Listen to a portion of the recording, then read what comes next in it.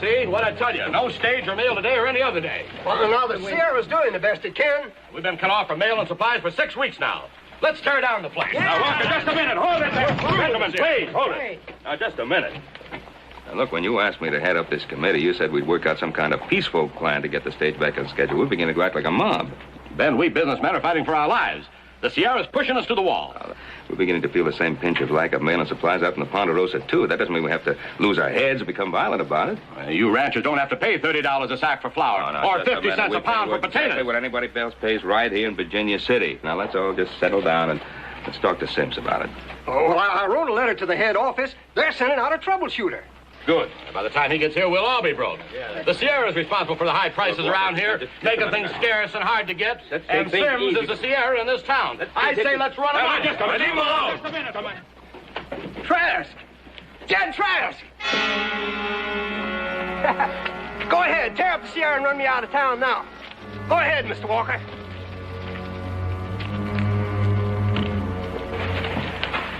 Sims, you get these citizens off Sierra property. Yes, sir. Hold on, Sims. Now, what gives you the authority to come in here and threaten us with a gun? Mister, there are 26 men who've questioned my authority. Now, they're all dead. I thought it wasn't enough for you. How about that?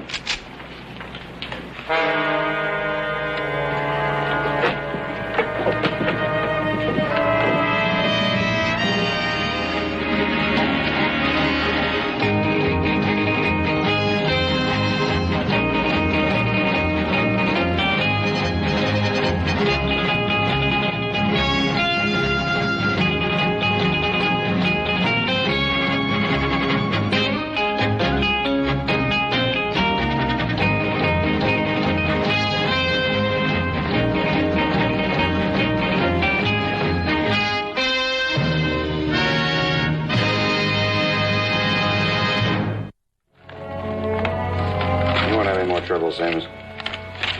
I'm on my way to Latigo to get the Sierra running on schedule again. Latigo? Mr. Trask, that town's poison.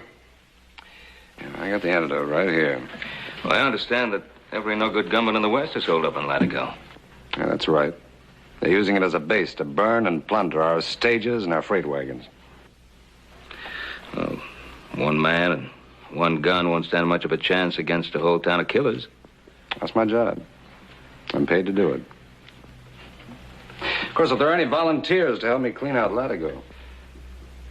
Well, now, you can't count on them fellers out there. They've all got their businesses to take care of. Well, what businesses? If the Sierra ever stops running through here, this will be a ghost town. Oh, it never fails. You scratch a citizen with talk of volunteering his gun, and he runs like a whipped dog. Ain't that the truth, honey? Sure is, Jed. Mr. Trask,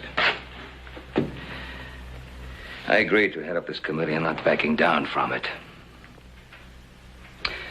Yeah, well, you might want to reconsider. If anything happens to you, the Sierra won't pay for as much as a pine box. You know, the Sierra is far more important to us than it is to itself. As far as your company is concerned, it's only so much profits. As far as we're concerned, the Sierra is our lifeline to the outside world. All right. Be ready to leave at sunup. Ronnie, looks like we bought ourselves another gun. Oh, you're wrong. You bought yourself 4 more guns. My sons will go along. The quicker this is settled, the better we'll all like it. Good.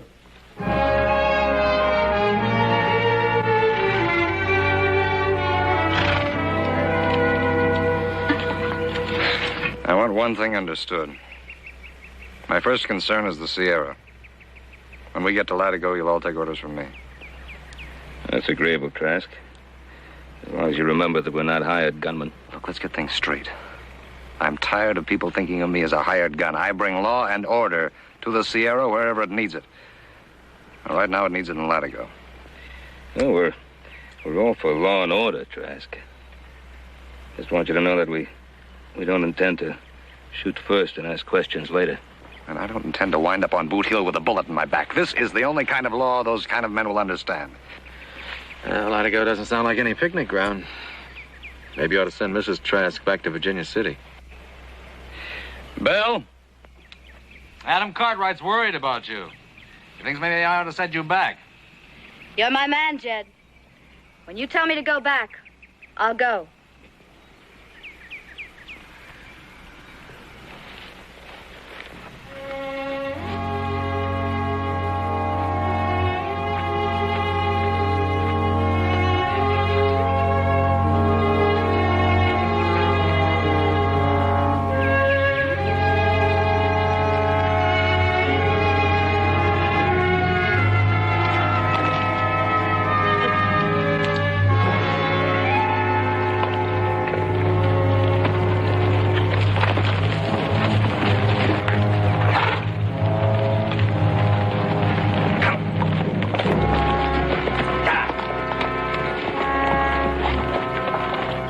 Another one of our wagons. Only a half a day out of Latigo.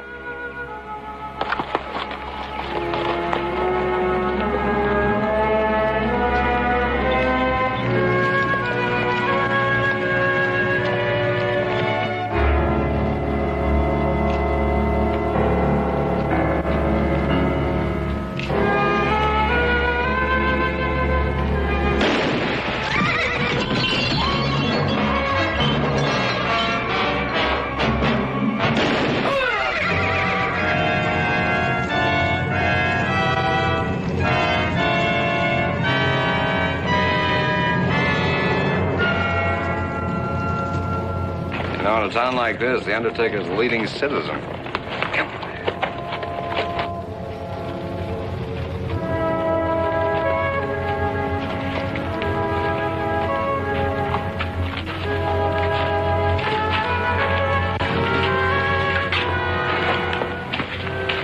I'll have them heat some water for your bath, Jed.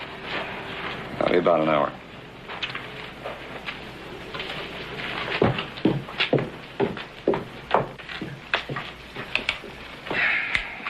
Well, you can still back out if you want to.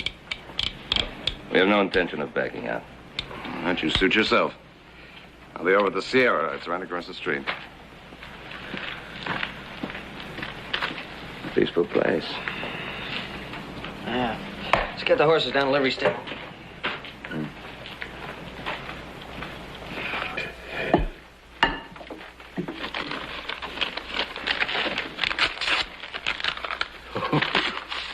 Plenty of cash in this one, Big Mike. Look at them greenbacks.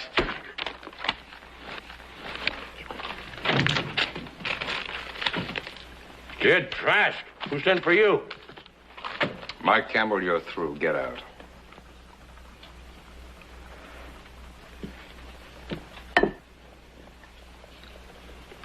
Tenderest meat I ever had. Here, try some. Melt in your mouth. Maybe you didn't hear me. I said you're through.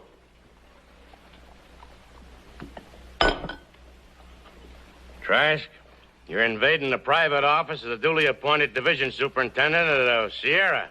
Mike, you've got 1 hour to get out of town. Well, if I'm going to leave town, I might as well travel on a full stomach. Mike, you forgot something.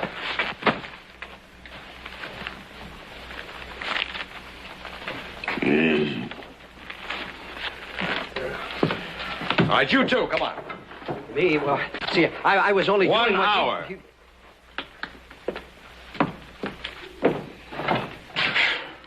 Now that we got rid of Big Mike, we can get started straightening up this depot. Look, Jed.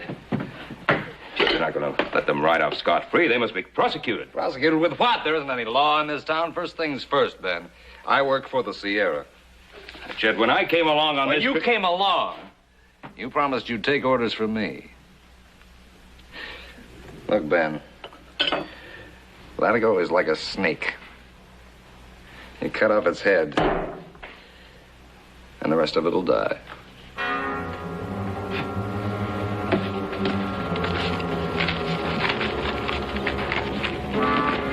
An hour. He only give us an hour. That's time enough for you to go round up Cole Baker and his partner. Meet me in there.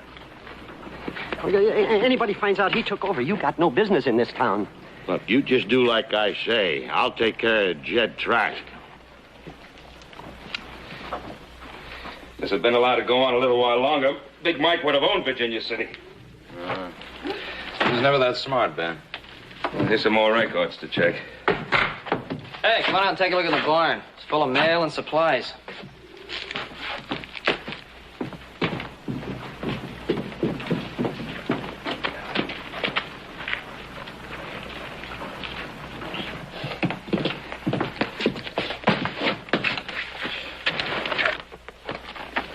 Hey, Paul.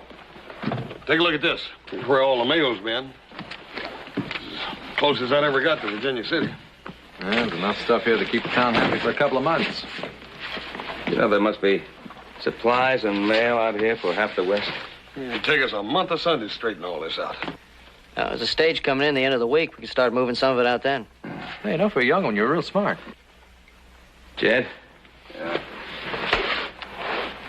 Jed, you know, we're going to need half a dozen wagons and teams to load this stuff up. Now, there'll be a courier through here. I'll send the message to the home office. I'll go back to the stage depot right now and write it out. Come supper time, I'll see you all. I'll buy the drinks. All right. I may have misjudged that one. Well, gotta admit one thing, he sure knows his business. That's for sure. Seems like this town's already quieter just since he's been here. Well, this mail isn't going to load itself. Come on, let's get to work. Yeah, you get to work.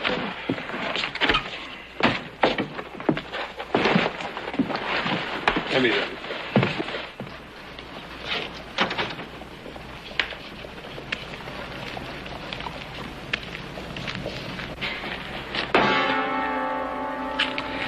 You're in my way, boy. You're in my way, mister. Trask, the hour you give me is up.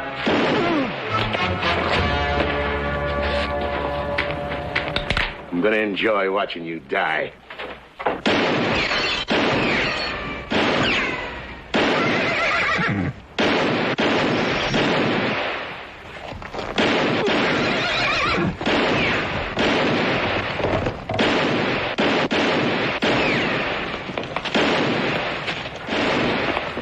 Clear out of here, you vulture. Dad! He's hardly breathing. He'll be all right. Joe, get the doctor. Right.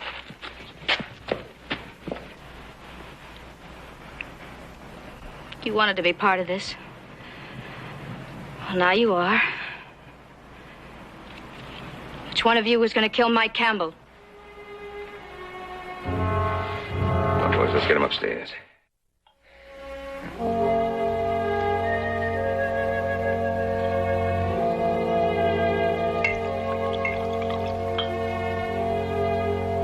Belle? Belle? I'm here, Jed. I'm here.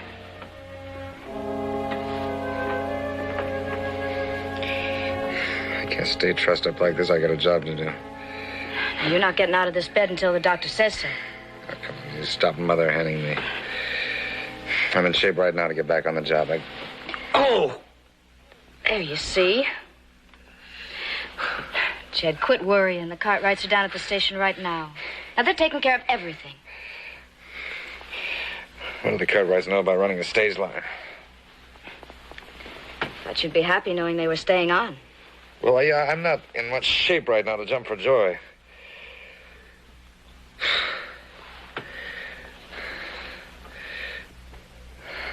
Just the same, I'm glad that you asked him to stay on and run the depot. All I have to do now is figure out a way of running down Big Mike. Leave well enough be, Jed. Big Mike has run like a whip dog. Honey, well, enough won't leave me be. I can't let a man put a bullet hole in me and get away with it. Every two-bit gunman in the West would want to try the same thing. Everybody knows he tricked you. You've nothing to gain tracking him down like a hired killer. Don't you call me a hired killer. I didn't. Honey, I've got a job to do. To do that job right, I've got to put the fear of Jed Trask into everybody and keep it there. Fear Jed or respect? It's the same thing, Bill. My gun got me my job, and my gun is going to keep it. If I let Big Mike stay alive, everybody would say the sand was running out of my craw. Jed, I just can't stand seeing you get hurt again.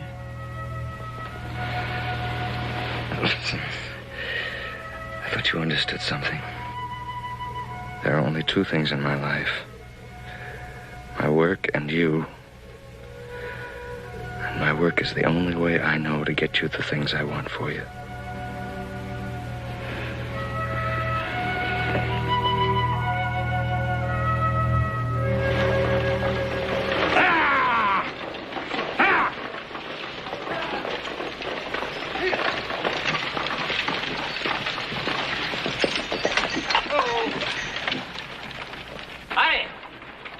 Stage from Virginia City? There ain't much except some mail and his stuff from his home office.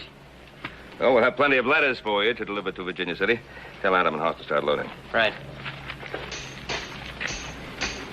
Don't see Big Mike around. No, I guess you won't either. Jed Trask relieved him of his job. My name's Cartwright. My sons and I are helping him out. Jed Trask, huh? Yeah. Heard the company was making some changes here. Didn't figure they'd send out Trask. Why, he's a good troubleshooter. Trouble with some troubleshooters. There's sometimes bigger trouble than they're sent out here to cure. Was that what you think about Trask? I do. And so do a lot of others at the home office. Reckon Trask will want these letters and away bills. And this one's for him personal. Oh, do you want me to deliver it? No, sirree. This is one pleasure I want for myself. I've waited a long time to deliver this letter. I don't know. It's getting so that running a stage is going to need a man who can read and write better than he can handle a gun or hitch a team of horses. All right, there it is. There's a rundown on all of the freight that is due here in the next few weeks. Hey, you know, by the time we get through our end of things here, everything should be back to normal. Oh, say the driver had a letter for you. Did he give it to you? Yeah, it's right here. Might be a paycheck. It's about time, too.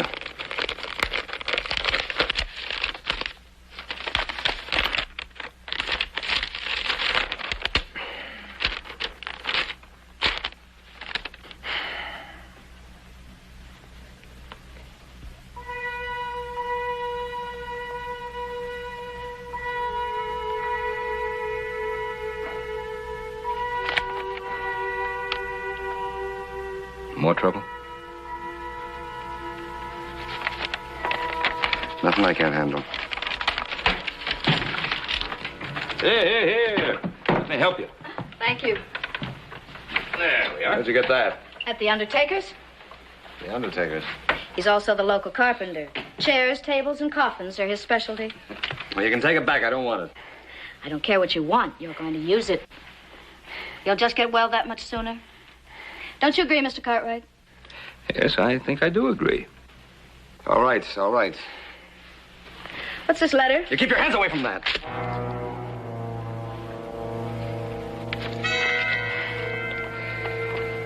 No.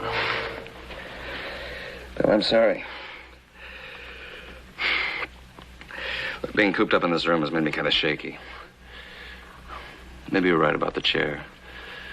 At least I can get around a little bit. Well, you know, keeping busy is certainly better medicine than just sitting around in here. And even in a wheelchair, there are plenty of things for you to take care of down at the depot. There's something I'm a lot more anxious to take care of than the depot. That's Mike Campbell. Now, look, Trask, you're in no condition to go riding after Mike Campbell. I'm not going to ride after Big Mike. I'm going to sit in that chair in front of this hotel. And sooner or later, Big Mike is going to get brave enough to come looking for me. And when he does, this will be the last thing he'll ever see. Oh, Trask, you're taking an awful chance. And, why, in that wheelchair, you're a sitting duck. I've been taking chances for the Sierra for 10 years. Maybe it's become a habit. Yeah, honey, I'm real glad you thought about that chair. Ben, while you're here, you want to give me a hand into the chair? All right. All right. I'll help you.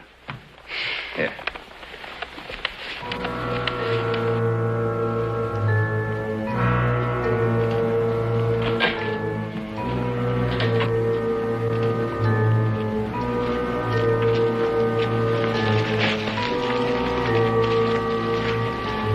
Yeah, that's better. I just wanted to know I'm still around. Are you sure this is what you want? I know what I'm doing, Cartwright. Well, I hope so. I'll be across the way at the depot. I'm going to see that the stage gets up to Virginia City.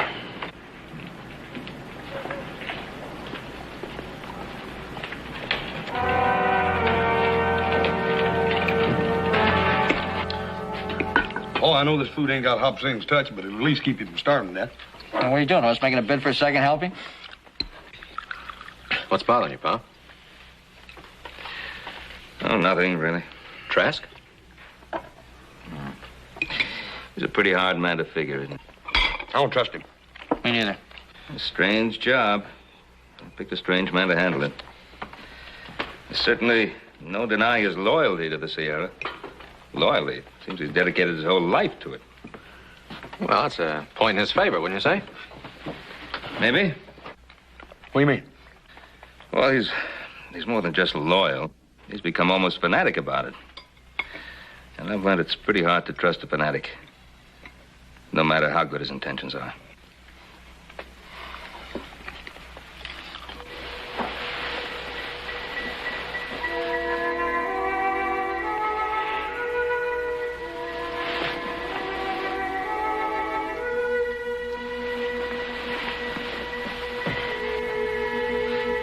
Jed? What's the matter? Why don't you let me help you into bed? Stay up and think for a while.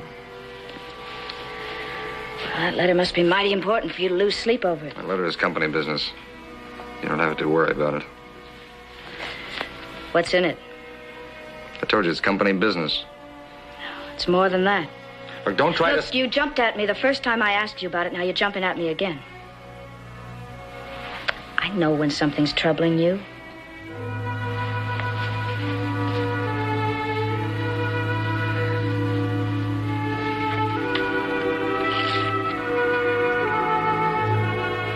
I've been fired, Bill.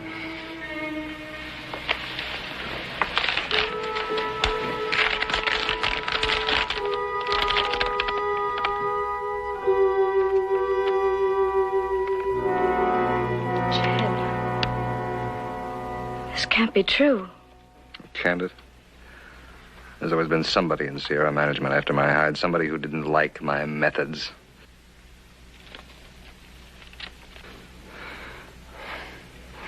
"10 years of my life I spent building that stage line.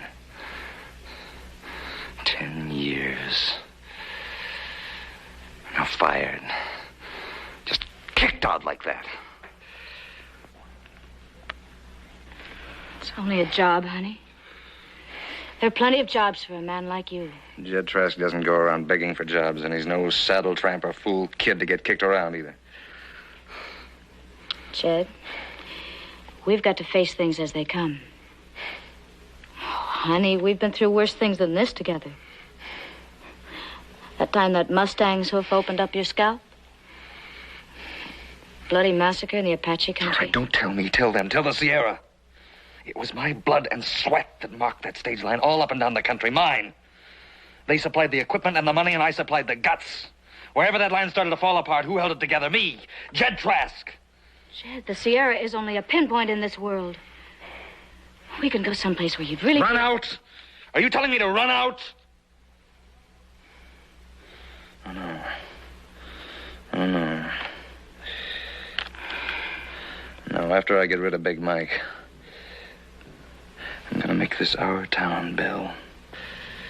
I'm gonna bust the Sierra so wide open there won't be a trace of their mark left on this territory. Darling, sit down. You'll hurt yourself. No, I don't need that chair. I've been hit worse than this a dozen times. Jed, will you sit down? You're in no shape to be walking around. Yeah, that's right. Sure, everybody in town has seen me in that chair. They know I can't walk. I don't know what you're thinking, Jed, but I am not going to stand here and watch you get into trouble. Yeah, everybody in town knows I'm tied to this chair. Oh, boy. That's funny. That's real funny. I didn't want this chair to begin with, but Now that I got it, I'm going to make it work for me. Chet, you can't do this. What about the Cartwrights? What about them? I don't owe them anything. They came along because Virginia City was in trouble, not because of me. Chet, they came here as part of a committee to see that the stage gets through. Look, you're not going to fool them for long. They're bound to find out. Do you think they're just going to stand here and watch you ruin the Sierra all over again? Well, that's up to them, honey. But they just better not get in my way.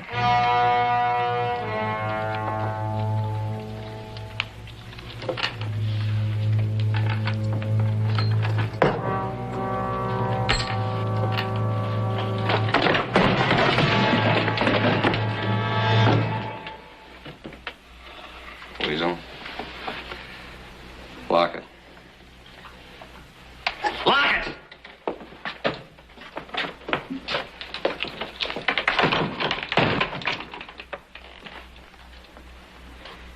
We come around front, Weasel. Get where I can see. I don't care for anybody behind my back. Now sit down.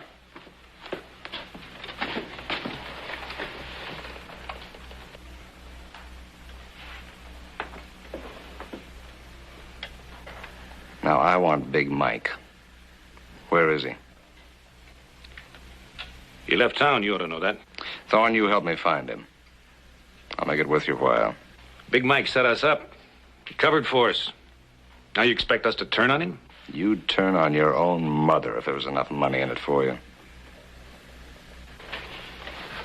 You tie up with me and there will be enough. What do you take us for, Trask? Babes in the woods? You don't work for Sierra anymore. The driver told us. We didn't tell anybody else. I already made sure of that. So? What are you trying to prove, Trask?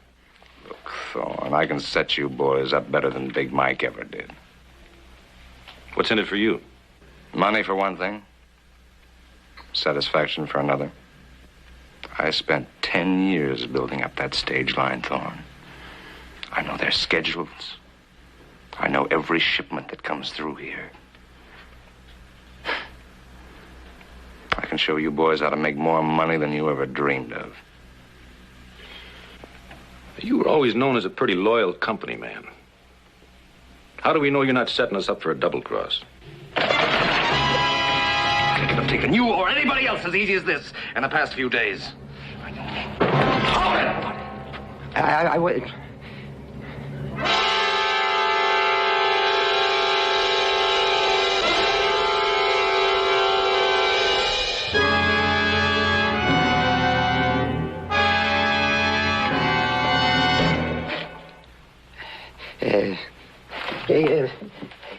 Have a. You want to drink with it?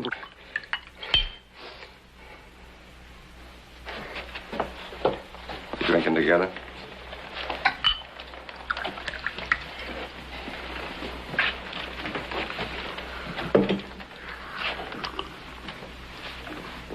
Good. Now will you help me find Big Mike? Yeah, I'll find him. What about those 4 men you brought from Virginia City? The Cartwrights? I can handle them as easy as this. You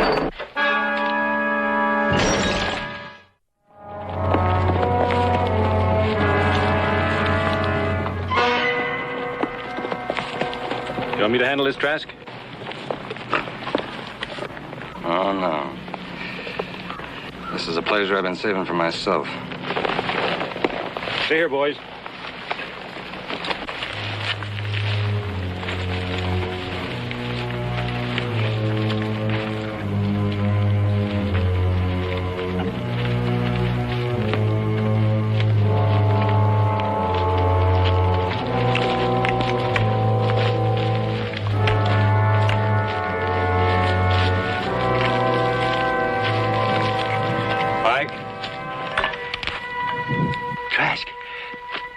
Should have shot a lot straighter, Mike.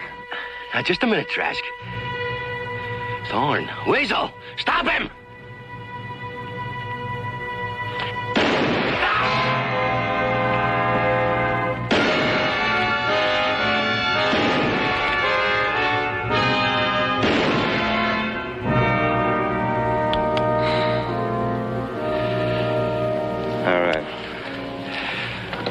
Now we can get back to more important things. Sierra.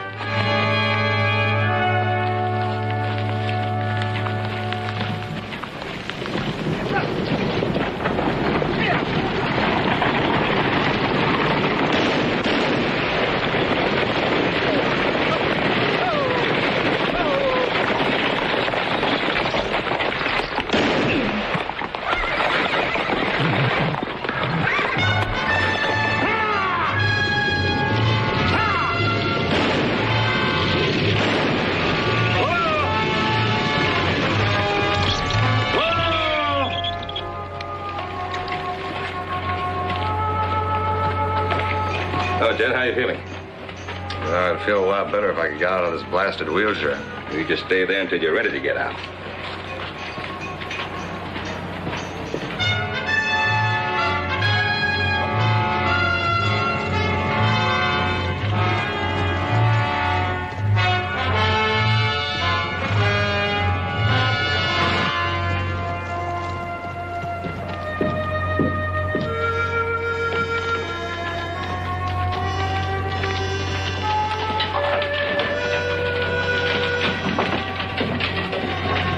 Morning, Cartwright. Not such a good morning. Another freighter overdue. Oh, yeah. Big Mike is sure working overtime, huh? Well, somebody is sure working overtime.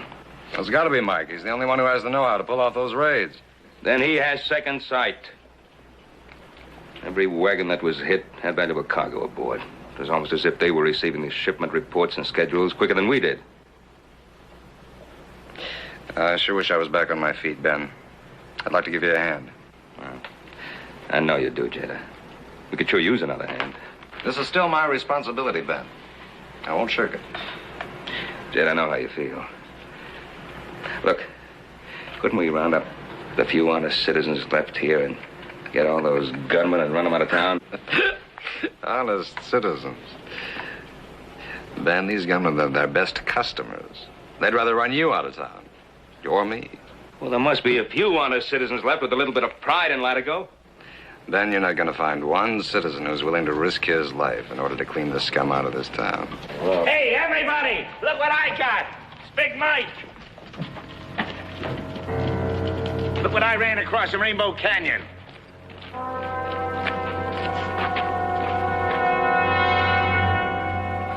It's Big Mike, all right, Paul.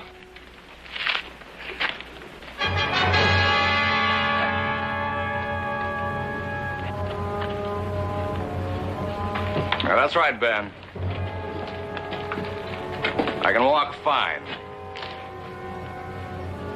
And this is my town now. It figures.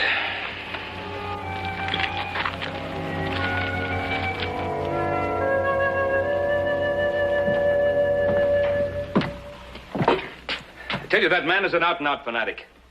He'd fight just as hard to smash the Sierra as he would to build it up. Well, I'll guarantee you I wasn't about to try to stop him out there. He had too many guns with him. Yeah. I don't know how many men he has backing him, but he's got enough. Well, most of the people in this town seem scared to death. You think we can count on any of them? I don't know, but we'll have to.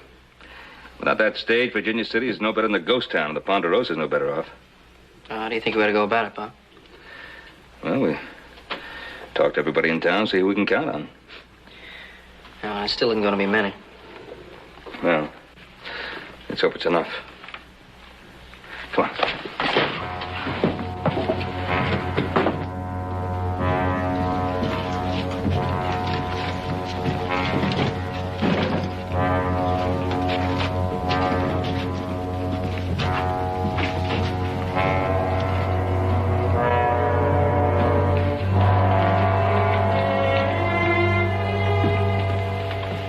Jed,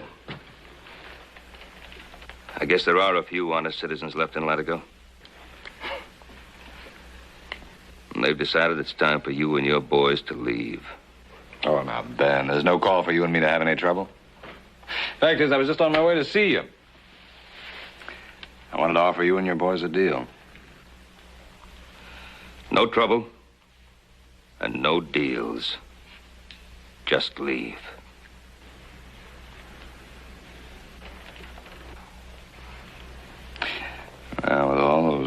of citizens standing behind you, I guess I'd be kind of foolish to make this a showdown, wouldn't I, Ben?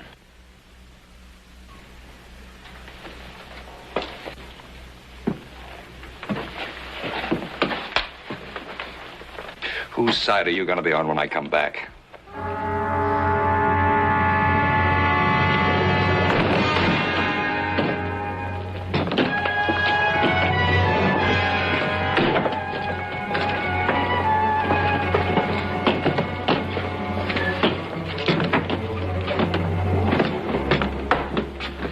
If they come back, we'll be ready for them. Now, we'll get the supplies and mail ready for Virginia City. Until the Sierra sends out another man, my sons and I will ride shotgun in the wagons. Corcoran, I'd appreciate it very much if you'd run the depot. Well, Mr. Cartwright, do you think we're going about this in the right way? Mr. Corcoran, if you like living in a state of fear, we're going at it all wrong. But if you have any regard for yourself or your family, we have no choice.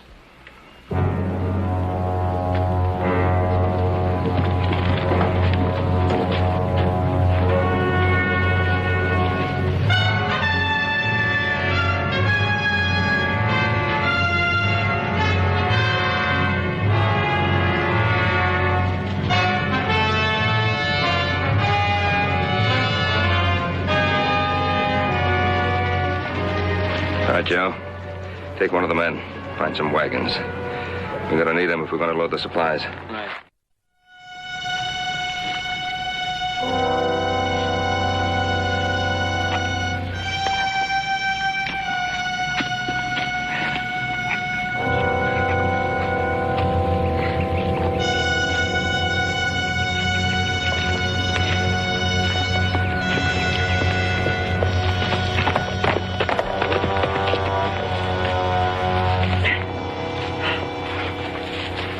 How did it go? No trouble at all. I sneaked right up to the barn. Everybody was so busy worrying about you coming back, they never did see me. What about the Cartwrights? Well, the way I figure, they mean business. Looks like they kind of took charge, take things over. All right. Then we'll give them some business. We'll wait until dusk. We'll circle back into town. They ought to still be in that barn working. We'll burn them out. When they come running, it ought to be like a turkey shoot for us. Jed, that's murder you're planning. You hold your tongue. All right, maybe you got a reason to fight the Sierra. But that's no reason to shoot down the Cartwrights in cold blood. Told you, you just shut up!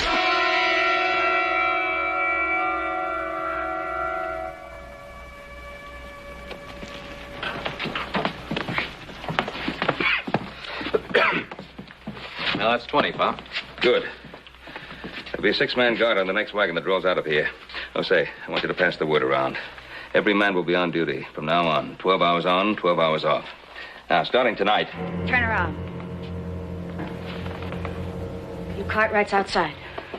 I'm escorting you out a Latigo. So Trask is sending a woman to do his work, huh? I'm trying to save your lives. Ben, please don't make me shoot. Now, Belle, don't use that rifle, Belle. Now, put it down.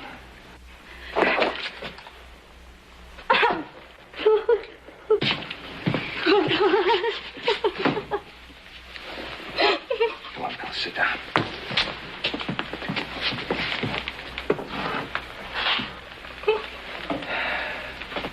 What was this all about? Jed, he's coming out after dark to burn you out. Ben, you gotta try to understand. The Sierra was his life. When they fired him, it was as if they tore out his heart. Well, thank you, Belle, for coming to warn us. It must have been a difficult thing for you to do. He never killed in cold blood. Only defending himself or the Sierra. Take her to the hotel, Paul. Yeah. Come on, Bill.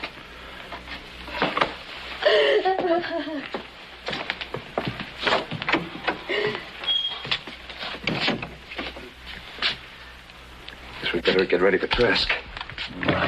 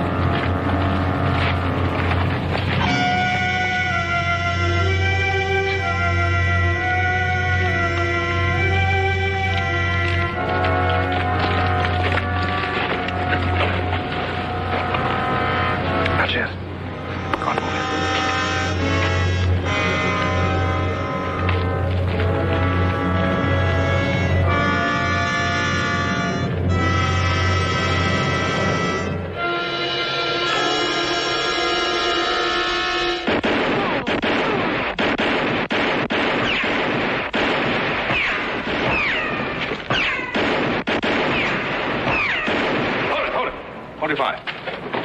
Come on.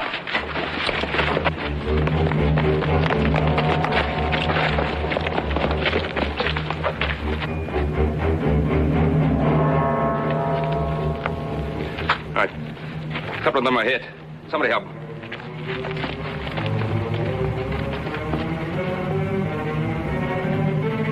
Trask, you and the others. Come on out with your hands high, or we'll burn you out.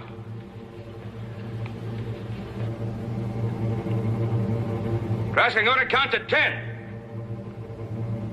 1, 2. Only 8 to go. I'm getting out of here. Shut up! 3, 4. Don't shoot! Don't shoot! I'm coming out!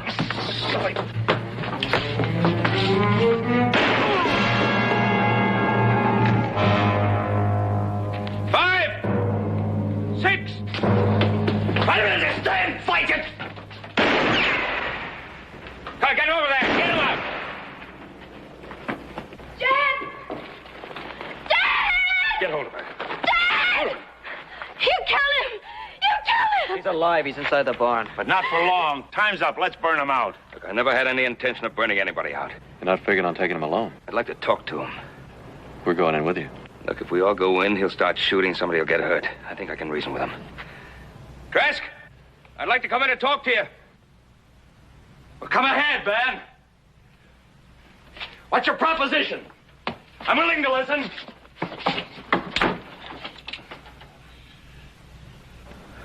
Careful, Pa.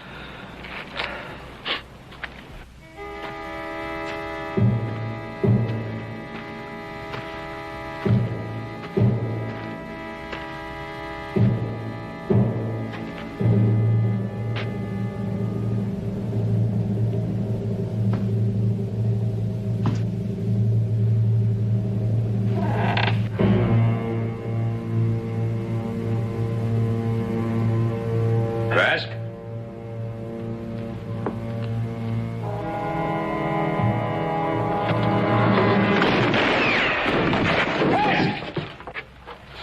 Trask! Jed, I want to talk to you.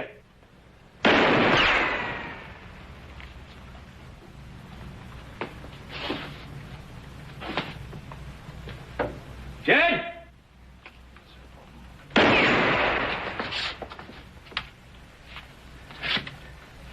Jed!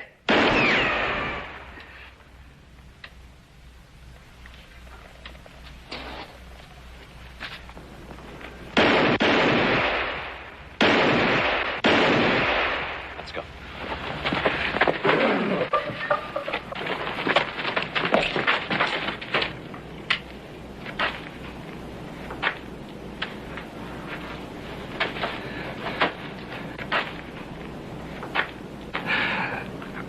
Bill?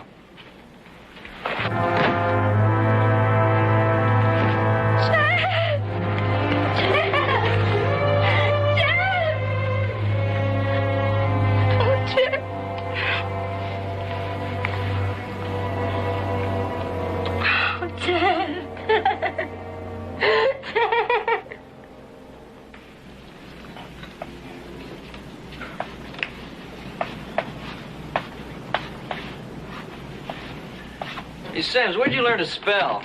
Huh? There's no A in freighters. See here, Sims. I'm not about to pay these freight bills. What kind of bone you got to pick now? The Sierra's robbing us blind. These rates are sky high. I won't pay them. Well, don't blame me, Mr. Walker. I don't make the rates. They're standard for everybody. Now go on inside and I'll show you.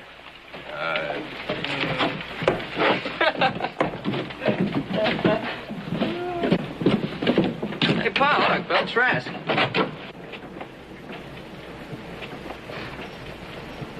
Yeah, I'd sure like to see those potatoes. They must be going way down in price to be using them for targets. Oh, I've had enough shooting to last me a lifetime, particularly with somebody by the name of Trask at the butt end of a gun. However, since she is a friend of ours, why don't we stop off at the Comstock, have dinner, and see the show? Hey, good idea.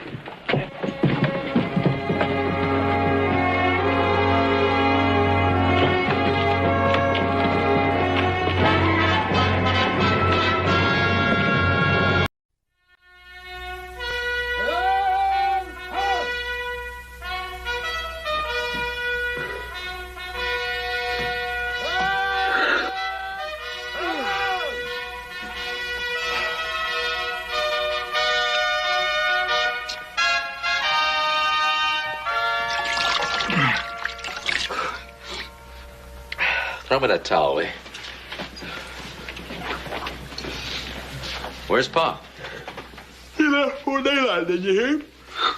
I reckon he's still fretting about little Joe. Yeah, I know. He was asking when we were driving the horses in yesterday why Joe went to Yuma. You didn't tell him, did you? No sense in spilling the beans at this point. No. Even so, I sure hate to see Paul so worried. You don't reckon anything could have happened to little Joe, do you? No, he can take care of himself. Don't worry. Just think how it's going to be when he rides into town and Pa sees what he's brought him. Yeah, I ain't thought of much else all week.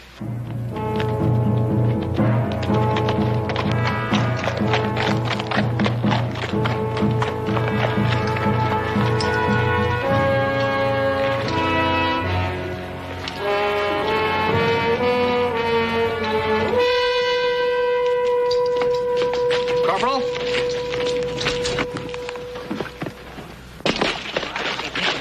Chet, where did it happen? 2 days south of here, sir. Cochise has got the whole Apache Nation stirred up. Burned our wagons. Give me a souvenir. Apache between here and Yuma. Reckon he knows anything about little Joe? I don't know, but I'm going to ask him. Hey, you two men. Get him to the company doctor. Be careful. Lieutenant, I'd like to ask the scout. My youngest son is in Yuma, and he's 2 days overdue getting back. They just told me there isn't a white man between here and Yuma that's left alive now.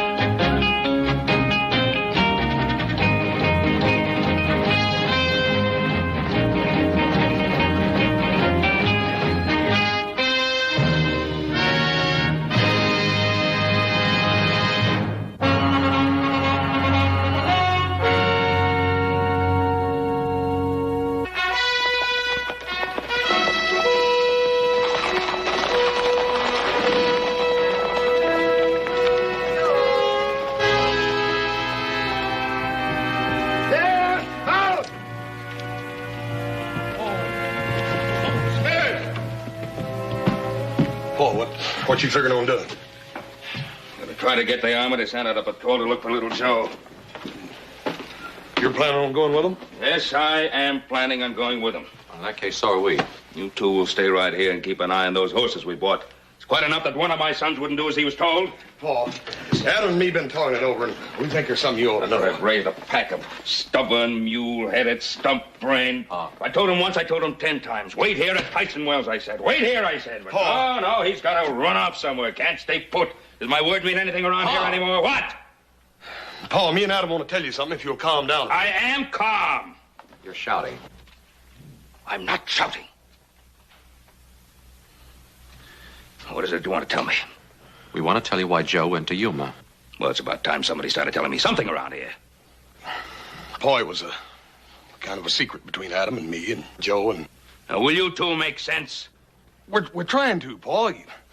Joe went to Yuma to buy a horse. A horse? Jumping Jehoshaphat. Haven't we bought enough Arizona horses in the last week to keep the Ponderosa overrun with horses for the next 10 years? Paul, this wasn't just any horse. It was a gift for you.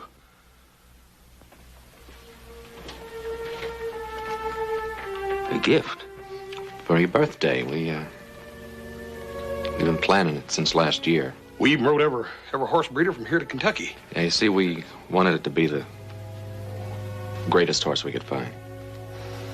We wanted him to say something that we just couldn't say. What was it you couldn't say? Paul, I reckon we just didn't know how to say we loved you.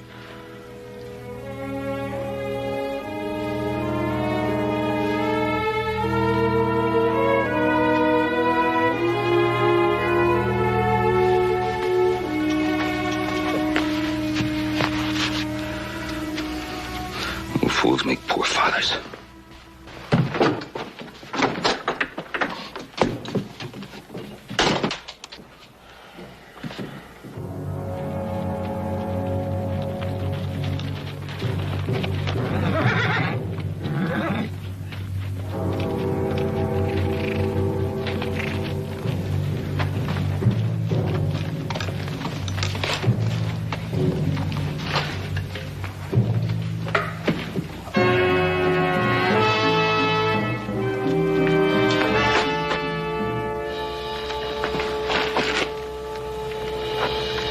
Apache.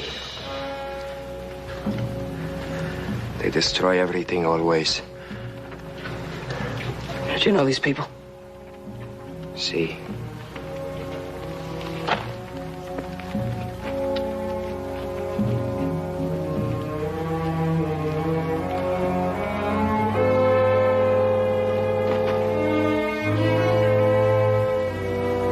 A good man. His wife. 2 little girls.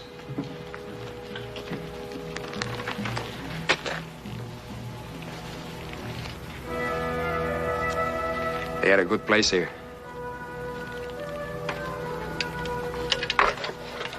We gotta find some water. How? The Apache are between us and Fort Dix.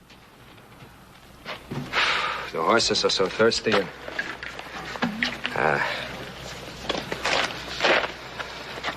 My young friend is thirsty too. Here, have a drink. A big drink.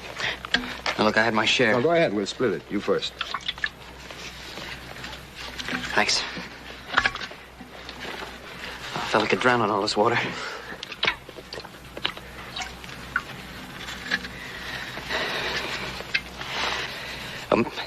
Maybe we can ride around the Apache. There's no riding around him. Cochise and his men are everywhere. They will not stop until the army stops them. Oh, we'll get pretty thirsty waiting for that. Get even thirstier if we try to go back. You're pretty sorry you left Colonel Green, huh? No. Wherever the big white one is, that's where I belong.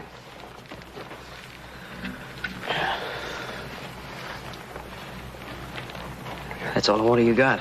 Oh, that's all right. I had my share. It's better for him than me. You really think a lot of that horse, don't you? He is my life, amigo. We understand each other, this horse and me. Better to have a horse like this than to be born rich. Oh, rich or poor will only last another day in the sun. See. But the horses won't.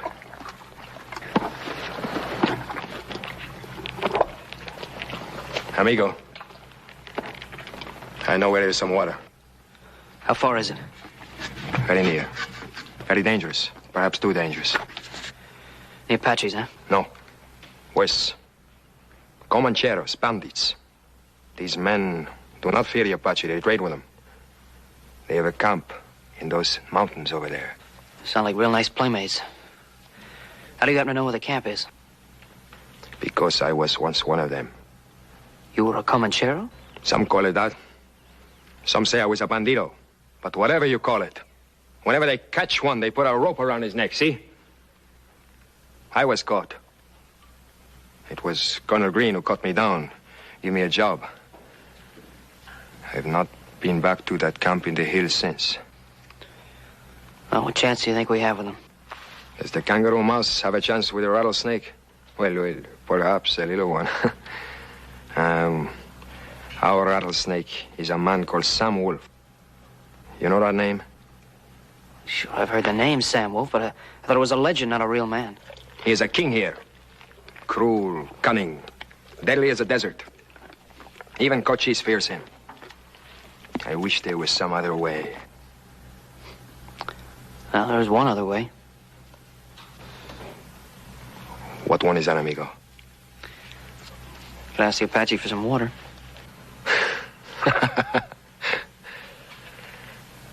Well,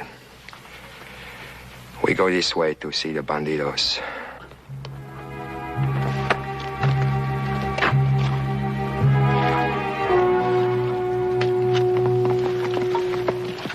Indians are still raiding some isolated ranches and settlements. If they decide to raid Tyson Wells, I'll need every soldier I have here.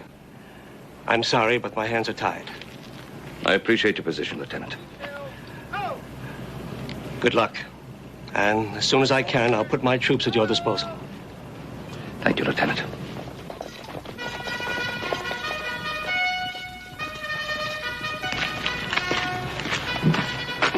You weren't figuring on leaving without us, were you?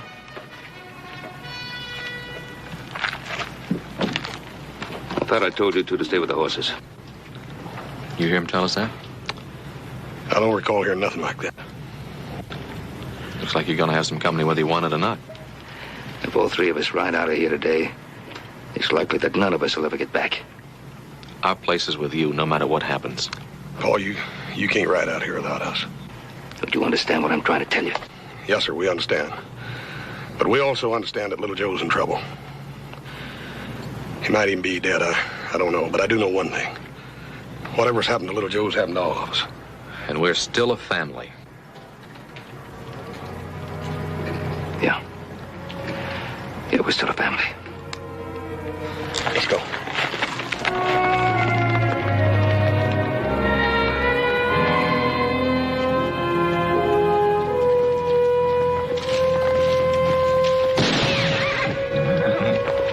No. Don't act surprised. They've been watching us for half an hour. Pretend we're expected. Yeah, that's a little tough to do when somebody's shooting at you. We're safe for a while. They will not harm us, at least not until they take what they can get from us. Who? Have your rifle. Delante.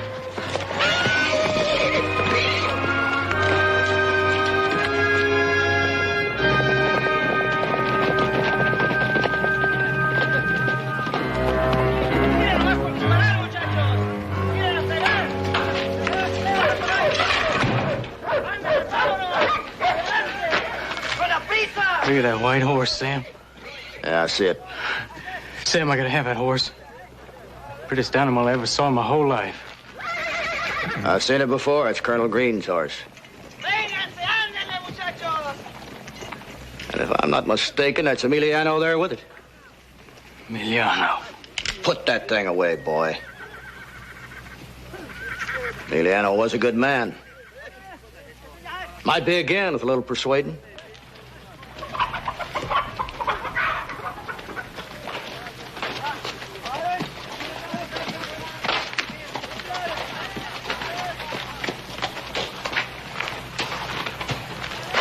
Well, if it ain't my old friend Emiliano, ¿cómo está, amigo?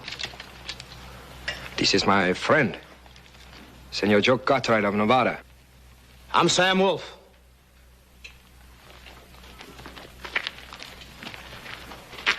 This is my camp here. Not much of a camp, but it's all we got. Actually, all we wanted was some water for ourselves and our horses. What makes you think you're gonna get any? You stay out of this.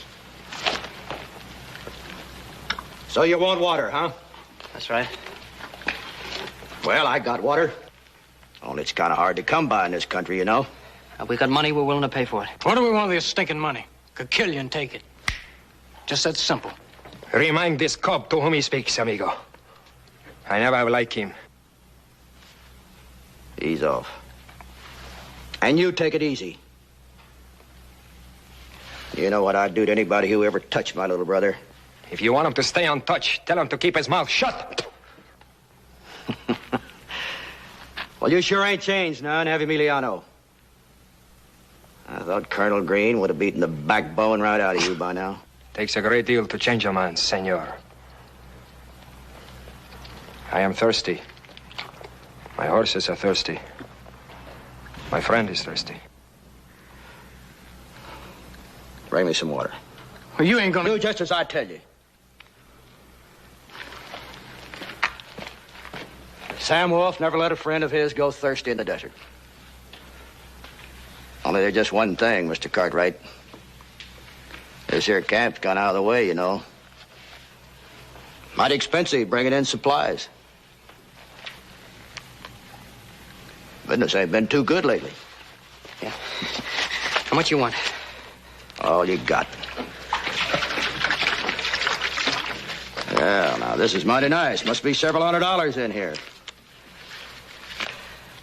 Only it ain't enough. Well, that's all we've got.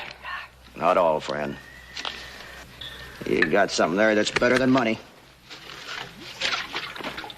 I'll take that there white horse, and you can have all the water you can drink. Nobody touches that horse. I'm sorry, you ain't got no choice.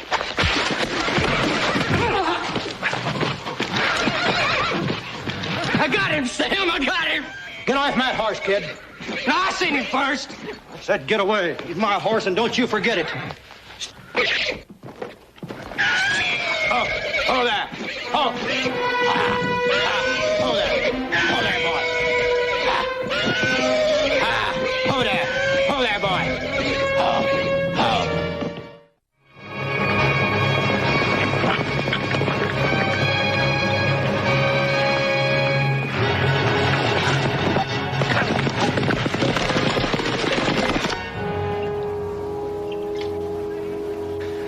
Another one across the street, but he's asleep. I have observed him. How tough it'd be to get the one outside the door.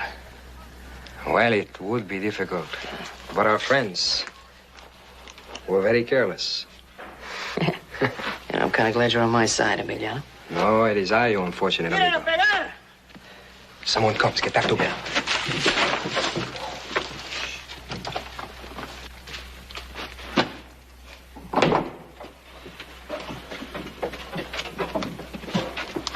Well, does a wolf fear the rabbit so? Emiliano, you're the only rabbit that I ever saw that could bite. I accept the compliment, amigo. I meant it as one. How's your friend? He will leave. Not for long. Tomorrow we'll have a turkey shoot, and he'll be our turkey. We will make excellent targets, amigo. I didn't mean you, Emiliano. I'm giving you a chance to live. You're a good man. I always liked you. I want you to come back and join up with us, Emiliano. I'll split with you, same as before. What of this one? I'll give you the first shot. If you're a friend of his, be over with quick. And the white horse? Uh-uh. That one's mine. This horse means much to me, amigo. Much as your life. Perhaps.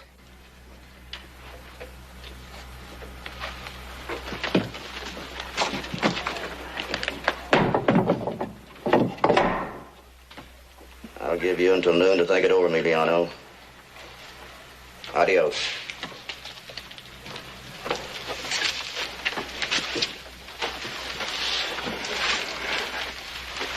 He's a nice fellow. Turkey shoot, huh?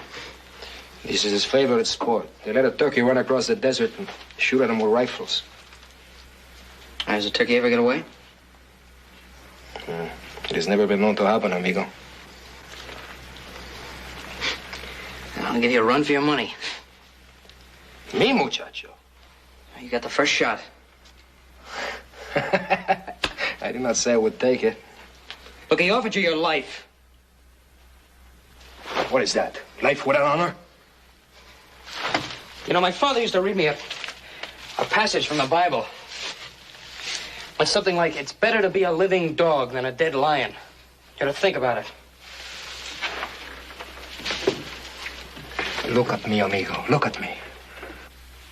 Outside in the corral is a great horse. Tell me, have you ever seen such a horse? No, I haven't, but... And this horse speaks to me, sings to me. You understand? Yeah, I understand. Now, do you think I will let a pig like this, a beast, like this wolf, have this horse? No! I would rather die first. Look at me, amigo. I have always wanted a son my own, all my life. I am too ugly to even have a wife. Yeah. To think My horse will be a gift from a boy to his father. This moves me, amigo. Fear nothing, amigo. I feel for you like I would my own son.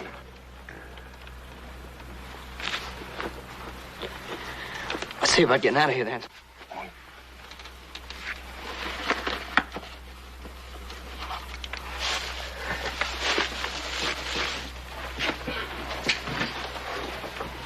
Hey, compañero. Huh? What do you want, eater of toads?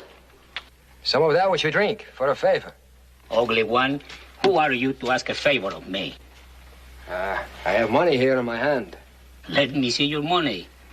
First, your bottle. Come on, give me the bottle. No, I know, old brother of toads. You want to escape. You want to? Go ahead. Try it. I'll kill you.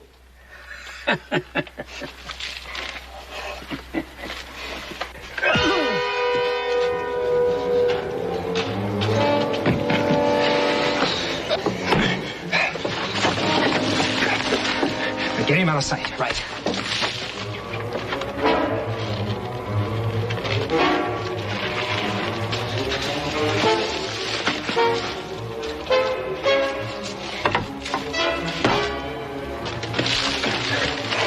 Any trouble? No difficulty. The former owner will not be needing this. Yeah, where are the horses? This way.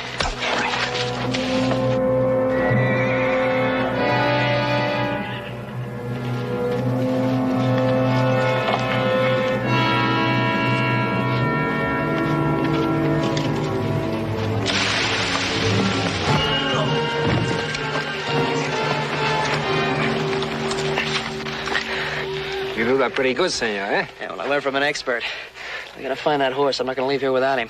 I'm glad to hear you say that. Neither am I. Look, we'll split up and meet back here later. Right.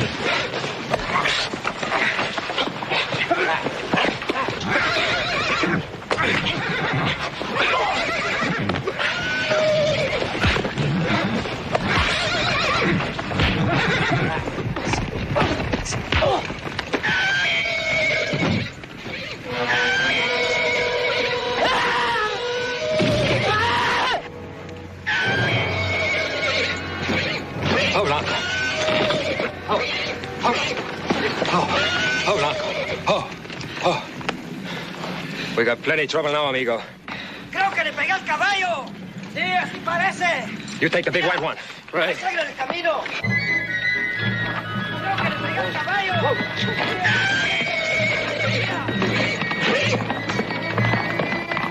¡Vayan pronto! ¡Escapar el prisionero!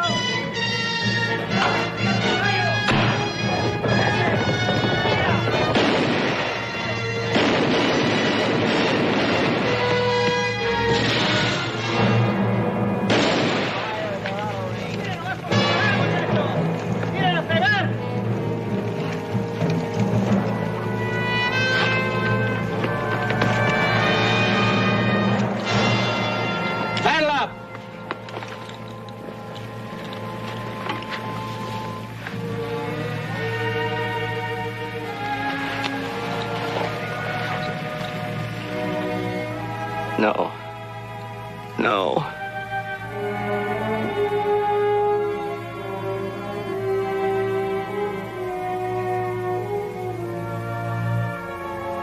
Get my horse, Cayetano. See, Jefe. Take him in the house.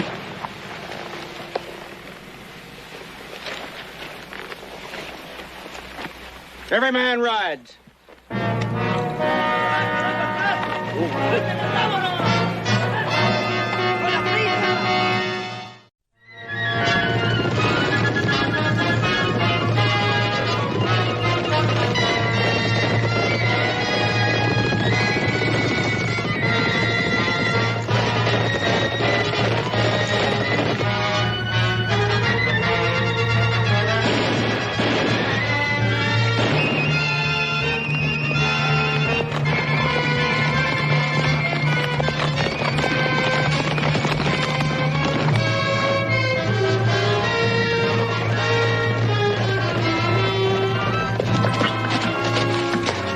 How many you count?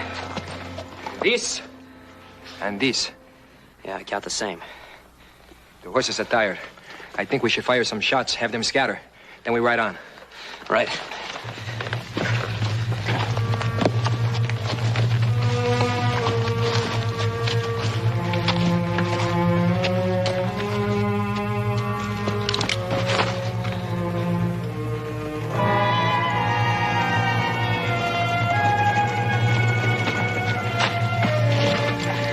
What do you make of that?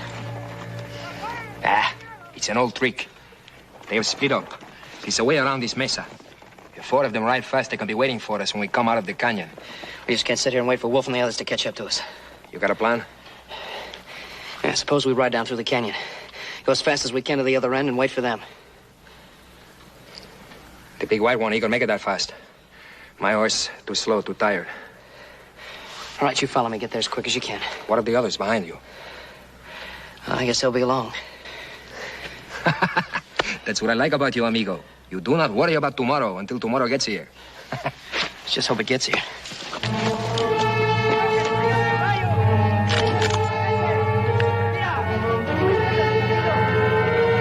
Pull them back with a couple of shots.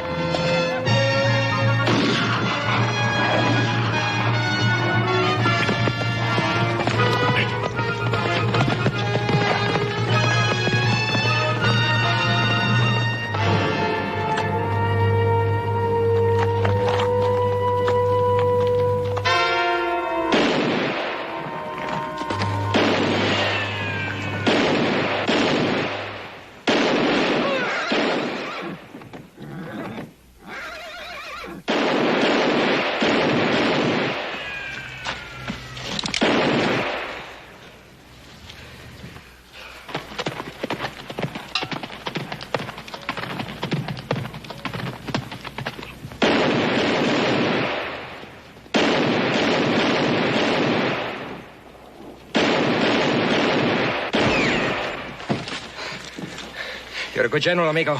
They come to surprise you and you surprise them, huh? Yeah, still 3 of them out there.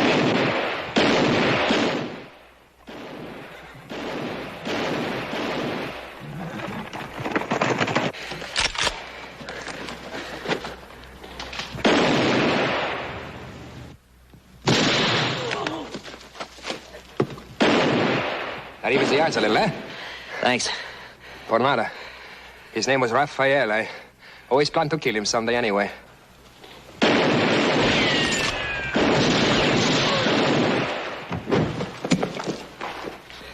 Well, that leaves one more.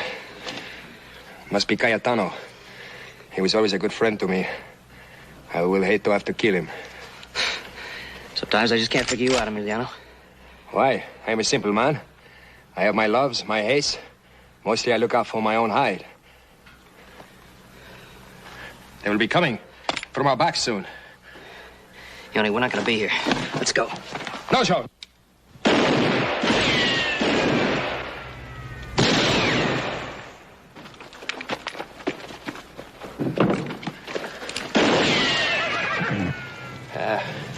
That Cayetano is the best shot of them all. Easy. Easy. Rest, amigo. Rest. We'll be riding out soon. know, when we get back home, first colt from that big white one's gonna be yours. Oh, no, amigo. That is too much. No, I insist. You cannot do that. This horse belongs to your father. He will not like it. No, he's not gonna mind. That's a promise. You're gonna get the first colt. Your father must be a very rare man, amigo. Yeah, I think so. I think you'll think so, too. When one is young, there is always hope, amigo. When one gets older and tired, he does what he must do. Come on, let's get out of here. I'm sorry. You're a good man, amigo. I wish things could have been different. What's this all about?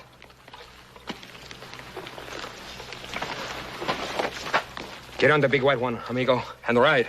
There's a chance. I'd rather let you have him than give him to Sam Wolf. What's the matter with you? You think I'd ride off and leave you? You have no choice. Sam Wolf did not offer you a job. A job? We killed his brother. You know you haven't got a chance back there. Yes, I do. I will become a bandito again. It is a good life, amigo. You take care of this horse, amigo, or I will come for you myself. The Ponderosa is not that far away. Emiliano. Don't get on him! Or I'll kill you now! It'll make me stand big in the eyes of Sam Wolf. You take your choice, amigo.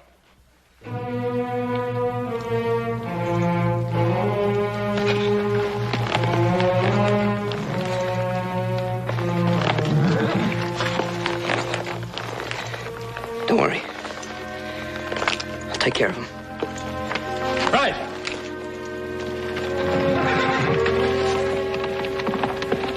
Adios, white one.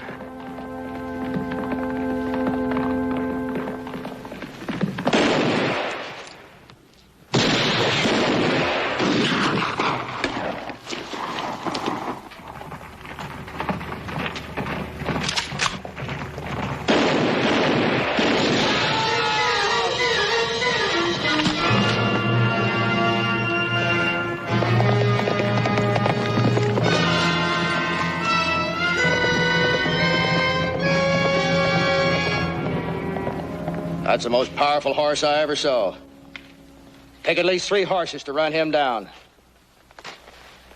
You two got the fastest horses. Get off and give me the reins. Leave the canteens on. Might take me 2 or 3 days to run him down. Right.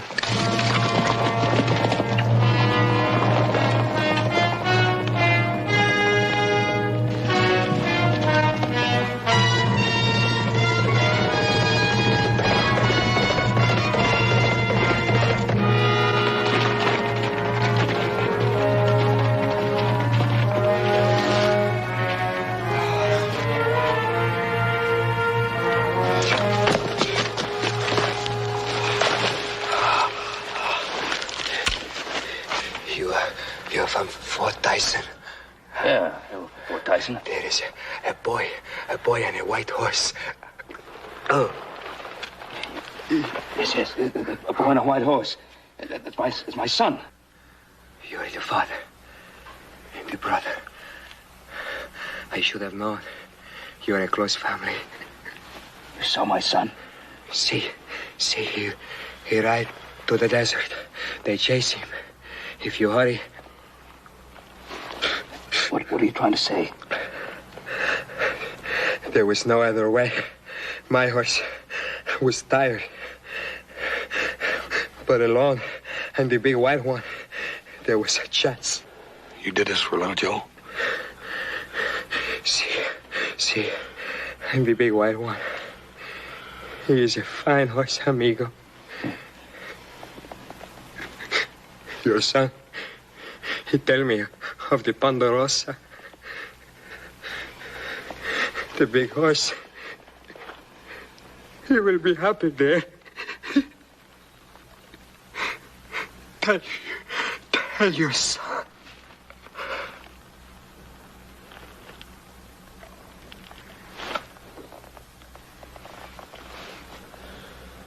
Yeah. I'll tell him.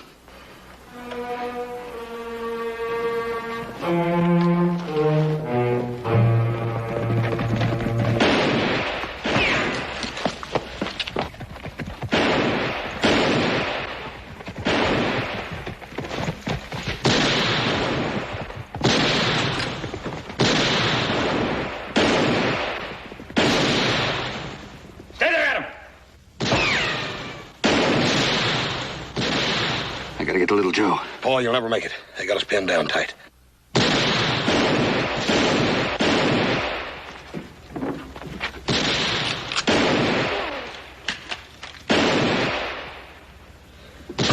About half tired of this. Yeah, it's not getting us any closer to Little Joe either. Yeah. Listen, Adam. Why don't you cover me and I'll... Now you're too big a target.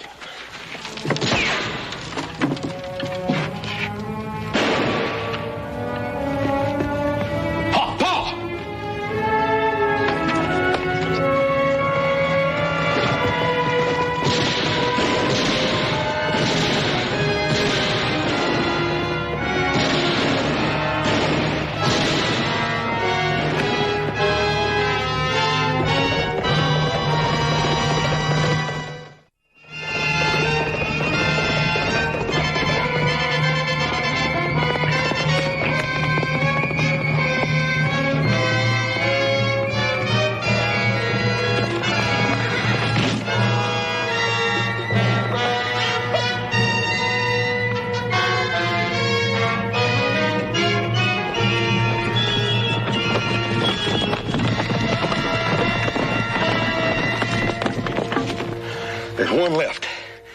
He's over there behind that rock. All right, I drive him out and you nail him, okay? Wait a minute. Okay.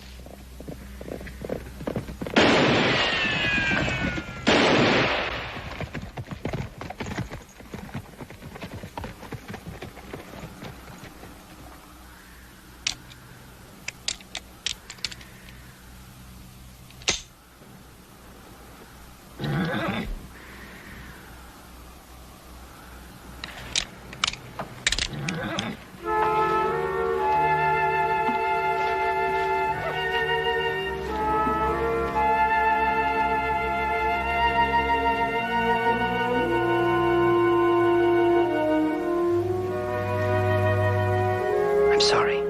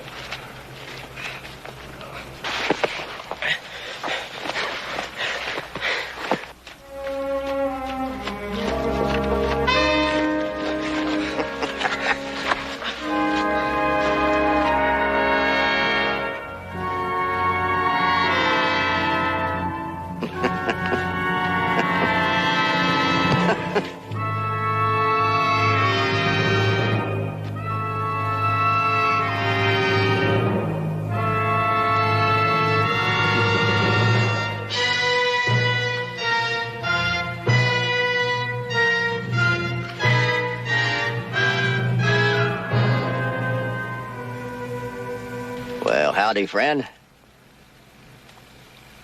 I just finished me off a horse thief. Caught him stealing my horses last night. You're a liar. Now, looky, friend. That kind of talk's gonna get you into a lot of trouble. Like I said, he's a horse thief. He's my son.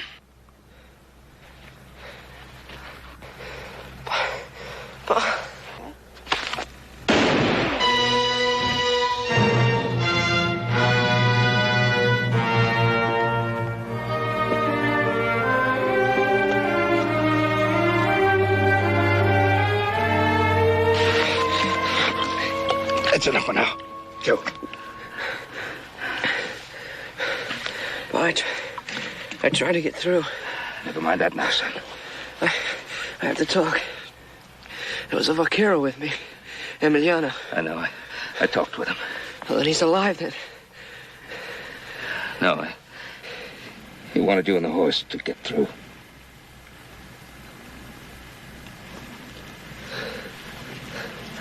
Emiliano. He was a good friend, Pa.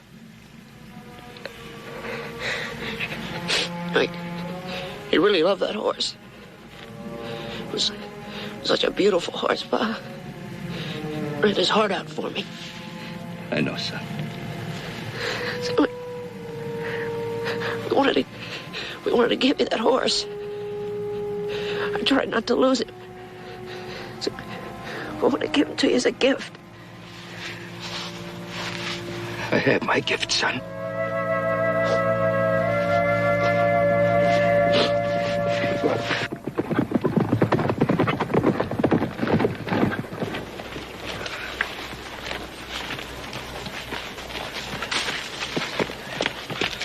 Joe. He's all right, boys. Let's get him home.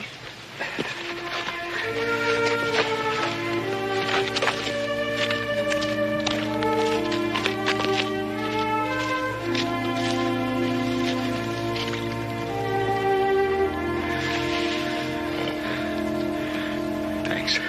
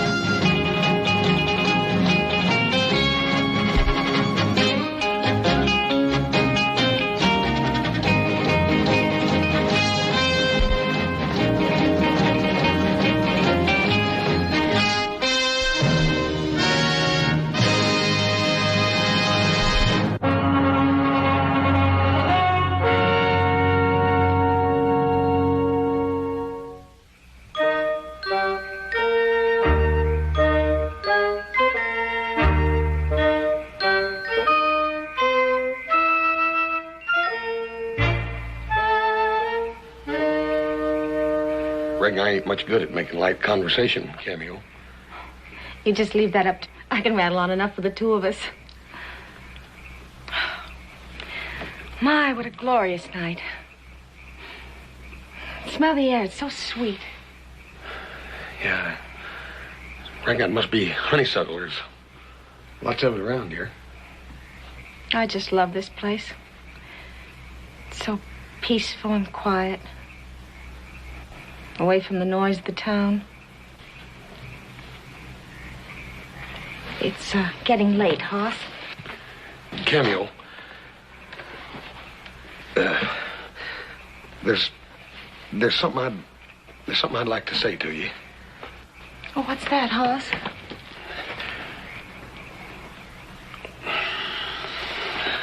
Ain't nothing important. I best be getting inside. Cameo. Yeah. You reckon I could kiss you? Tender like?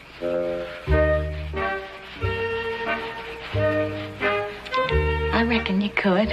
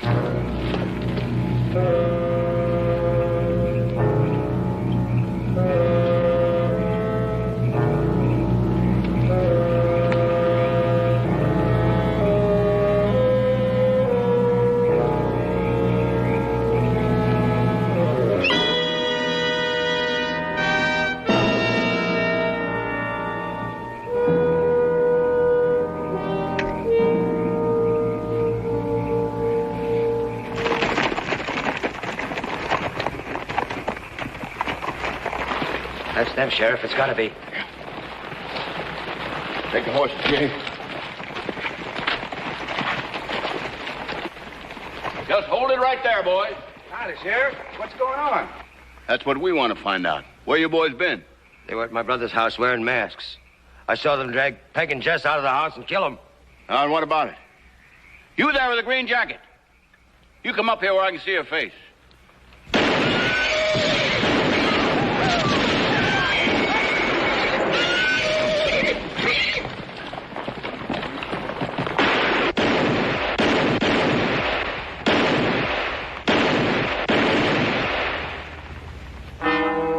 Clem Johnson. I never thought he'd turn to this. Clem Johnson was a friend of mine, but no excuse for this. He's not the only cattleman around that's been taking a beating. Think of all the steers we've lost. I'd rather lose every living thing in the Ponderosa than resort to the rope. Look, you're a cattleman, Pa. How come you weren't asked to join the vigilante pack? I was asked. Didn't show you the letters. Sent to stock owners all over the territory. Full of noble, virtuous arguments. All they liked was one thing. Signatures. Well, I think I'll go up and get a little rest. Now, I wonder about that fellow that got away. Oh, they'll catch up with him sooner or later. I don't know. It could be anybody. Nobody saw him.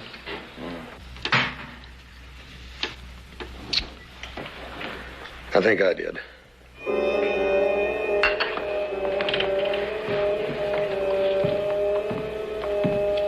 Will you tell the sheriff about it? No, sir. Why not? Well, Paul, I didn't actually see nobody around the Morehouse place. I just saw a bunch of men riding from that direction. They might not have had nothing to do with it. I don't know. But you recognize some of them. One of them. Well, who was it? It was Jim Applegate. But Jim ain't the sort to go vigilante. Well, neither was Clem Johnson. Hoss, you've got to tell the sheriff about this. Paul, I know Jim. He's just a hard-working wrangler. But I still think you have an obligation to tell the sheriff that you saw him with some of the men near the scene of the lynching. Yeah, I reckon I do. I'll talk to the sheriff in the morning when I go into town.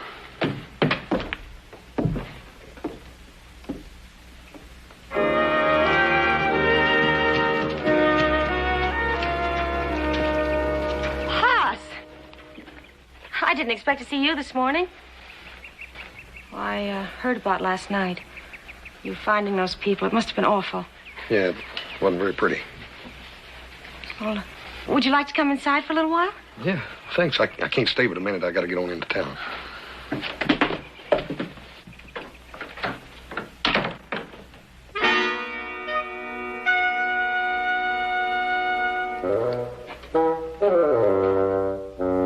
Hello, Hoss.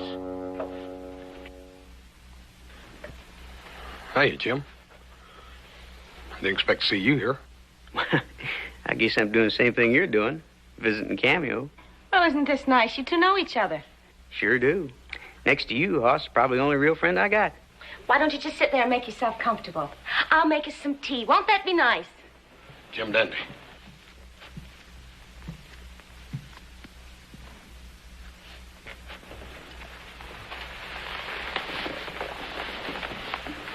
I didn't know we was both courting the same gal, Hoss. Likewise. She sure is a nice gal, though, ain't she? Real nice. Jim, I ain't seen you around lately. Well, I've been around. Lost my job, though. I've been looking for work. It was mighty fancy new boots for a man out of work. Well, you know me, Hoss. Never save for tomorrow what you can spend today. The tea will be ready in a minute.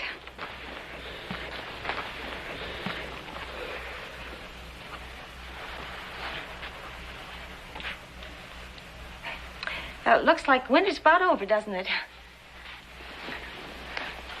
Reckon so. The Indians say when the hazelnut is about the size of a squirrel's ear, it's safe to put in seeds. I go by a corner of my left foot. When the swelling goes down, summer's on.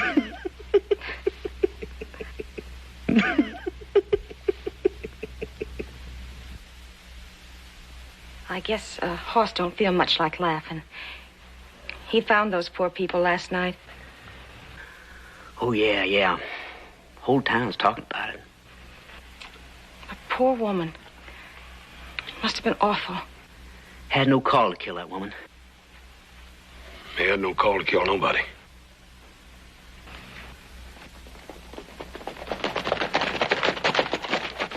You expect more company, Cameo? Don't tell me Hoss ain't my only competition. Goodness, no, I can't imagine who that could be.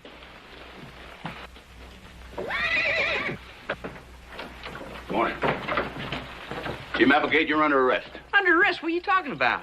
I'm talking about you being one of them vigilantes. That's what I'm talking about. Take him out, boys. Sheriff, Jim couldn't possibly do anything like that. I'm afraid he could and did.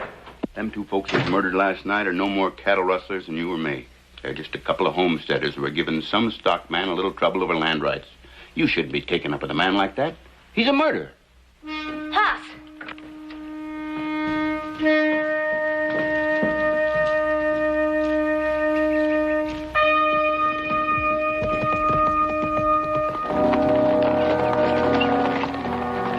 Hoss, they're making a terrible mistake. Jim's no vigilante. Hoss, I want to go into town right now. Cameo, you best stay out of this. Stay out of it? He's your friend, too, Hoss. Do you really believe he could have killed 2 innocent people? I don't know. Maybe he didn't think this too innocent. How can you say that? I don't believe what the sheriff says. I'm going, Hoss. You can stay if you want to.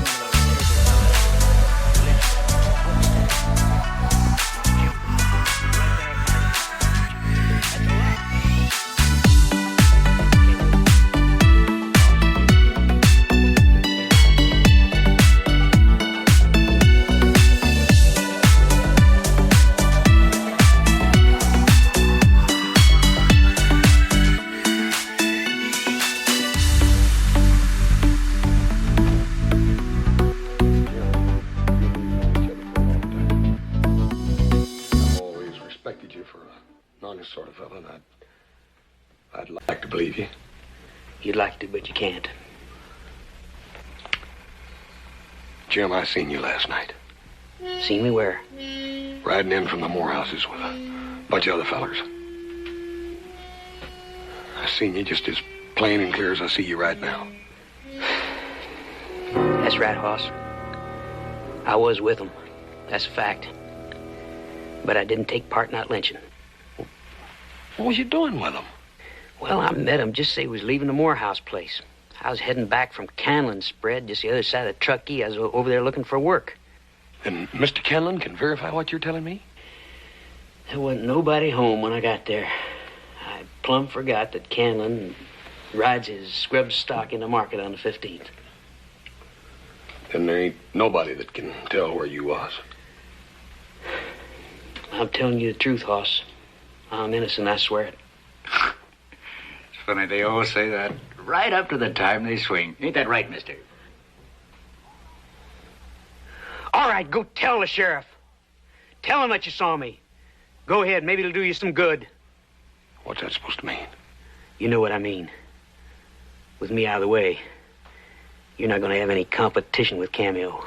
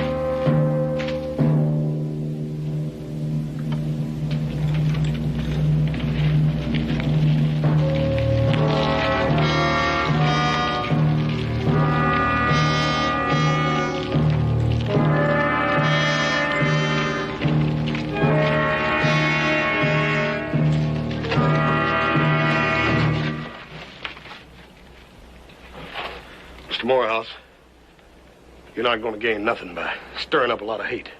It ain't me that's been stirring it up, Cattleman. There's been a lot of mistakes made.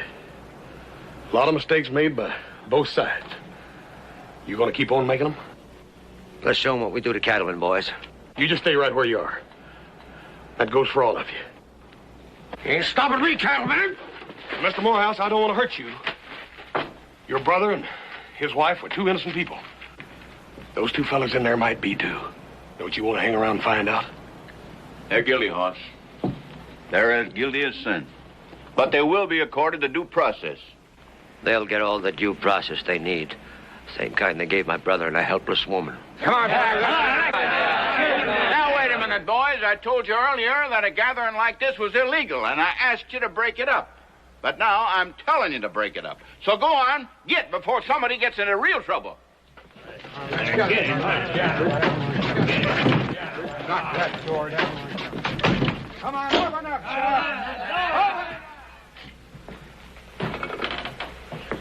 Hoss, this man is a no-good drifter. Now forget about him. He's always been that way. This time he's got himself into real trouble, and he's going to pay for it.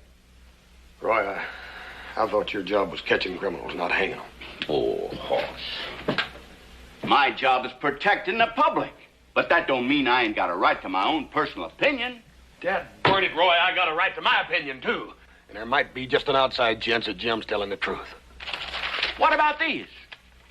How much can you let this boy twist the truth to suit himself? I don't know. But I'm going to find out. I gotta.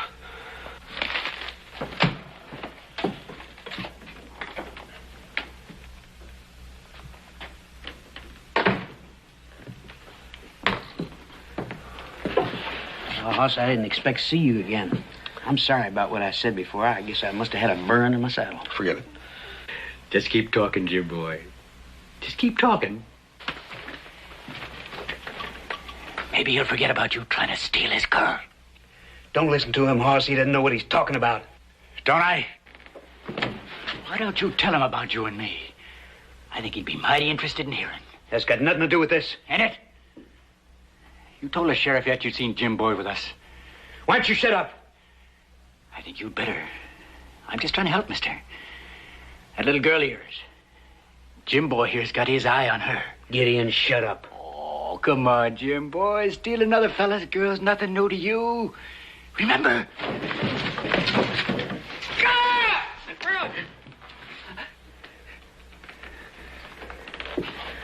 Don't listen to him, Hoss. I've seen this boy work. Oh, he's got a way with women. Yeah, they melt like hot tallow when he looks at them. They forget about everybody else. Ain't that right, Jim Boy?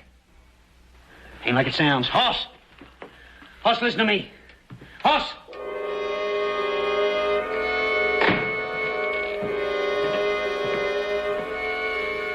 Roy. Yeah?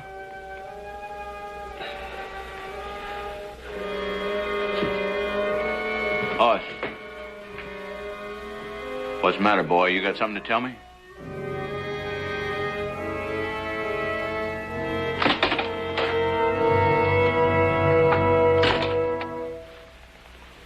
He's gonna tell him now, Jim Boy. That's all they'll need to get you good. Well, if it ain't the law, it'll be them homesteaders. Yeah, they're gonna dangle you into nowhere. Just like me. Why don't you stop? It'd be kind of fitting, won't it? Two men in love with the same woman, dangling from the same tree. Then I guess you never really did love her. You just used her till she couldn't think about anybody else but you. That was a long time ago. You gonna carry that around in your gut for the rest of your life? It's easy for you, Jim. Everything's always been easy for you. I just love him and leave him. I didn't take Ellen away from you. She couldn't stand the sight of you. Ellen? Oh. Oh, yeah. My wife. I'd almost forgotten about her. I guess I never cared very much for Ellen. No, she's not the one I hate you for. It's the first one you stole from me. That's the one I hate you for.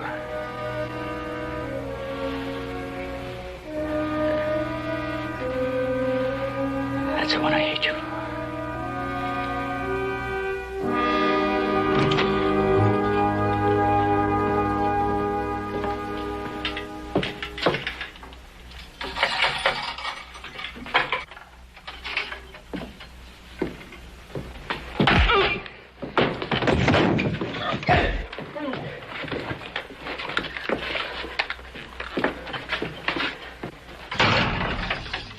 Let me out, Jim boy.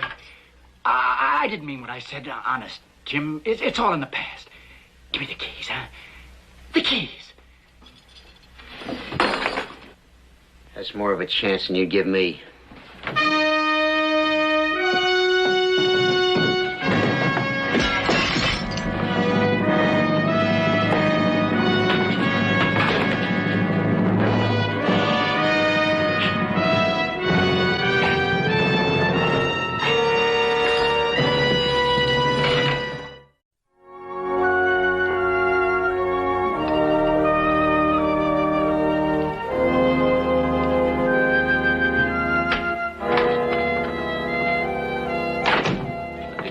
City again?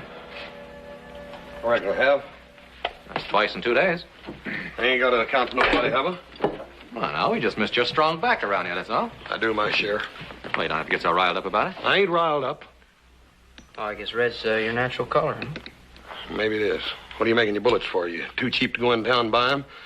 Hold on to the dollar longer than anybody I ever seen. Now, wait a minute. Oh, excuse us. No, come on. I want to find out what's the matter Leave with him you. alone.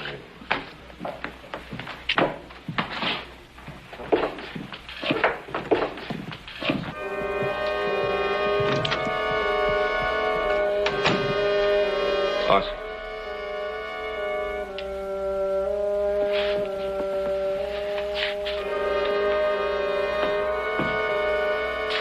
Sit down.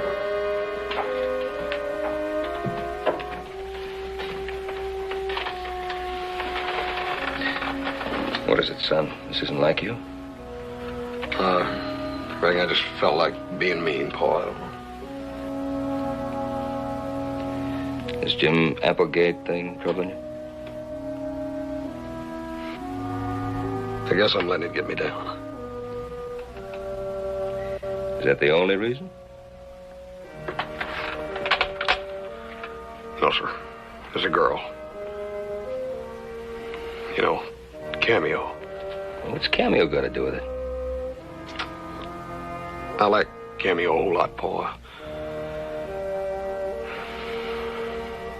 So does Jim. And I got to make sure that if I tell what I saw, it ain't gonna be just to get rid of him. It seems to me that you're letting your personal feelings influence you to the point where they're interfering with what you're obligated to do. Paul, that's exactly what I'm trying not to do. Don't you see, the sheriff already thinks Jim's guilty, and everybody else does. All they need is an eyewitness. Me. I think there's one possibility which you seem to be avoiding. Maybe he is guilty.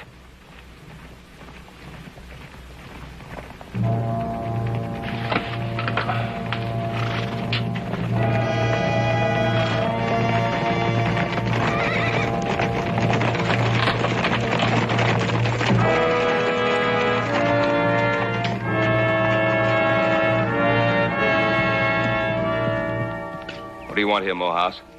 We want Jim Applegate and Frank Gideon. Well, they're in jail. Don't give me that, Cartwright. They're out, and you know it. Your boy helped them to escape, and he's hiding them here. Hoss? Last time I saw him, he was in jail, Paul.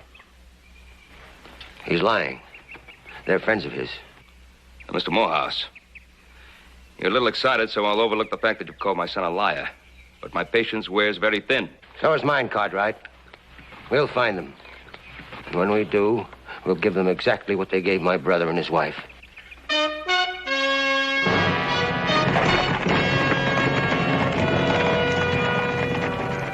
Well, Hoss, what about it? You didn't help him escape, did you? Of course not. Where are you off to? I'm gonna get my hat and gun and take a little ride. I think I know where Jim might be.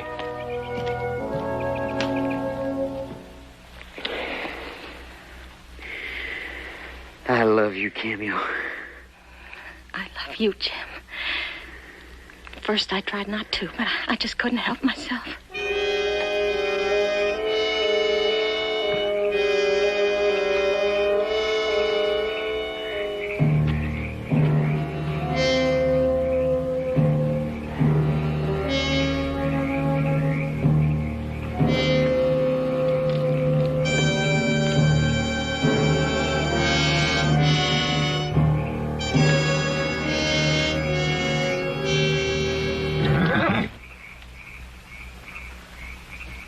I got to run. I hate running. But I got to if I'm going to stay alive. Then I'll run with you, Jim. It wouldn't be fair. See, that's not right. Are you thinking about Hoss? I can't help it. I know how Hoss feels about you. He's been very decent to me, Cameo, and nobody else has. I don't belong to Hoss, Jim.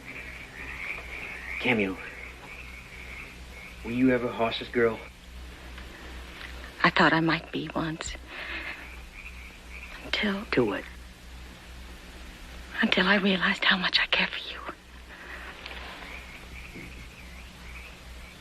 I'll go pack us some food. We can't stay here.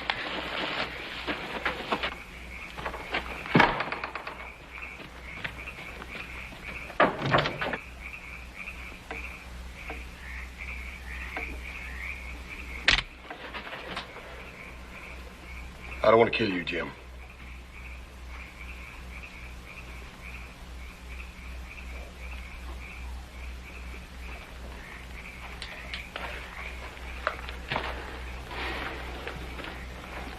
I wouldn't use mine either.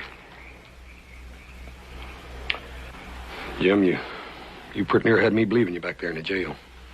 I never lied to you. Why'd you run off? Deck's stacked, Hoss. They even got an eyewitness. Jim, I didn't tell him what I saw. The worst possible thing you could have done was to run away. Just makes you even look that much guiltier. Well, I guess it doesn't matter how guilty I look now. Yes, it does. I'm taking you back, Jim. Nobody's taking me in there, Hoss. Not even you. Jim, I respect how you feel. But I have to. Why do you have to? I gotta find the truth out about you, Jim. And the law has a right to decide it. Is that your only reason? No, it ain't. I ain't gonna let you ruin Cameo's life just because she feels sorry for you. You gotta quit fooling yourself, Hoss. She doesn't feel sorry for me. She loves me. I'm taking Cameo and I'm leaving. No, you ain't. Well, you're gonna have to shoot me if you want to stop me. Jim!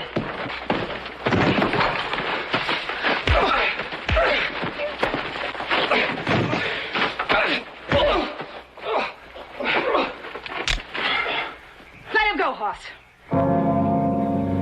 I said let him go. I can't do that, Cameo.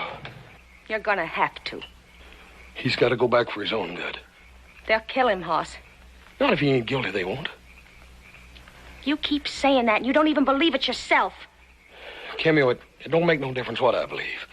We got to go by the rules. Otherwise, all the things we ever believed in don't mean nothing. I don't care anything about rules anymore. All I care about is what I feel inside. You just feel sorry for him. You don't really love him. Don't I?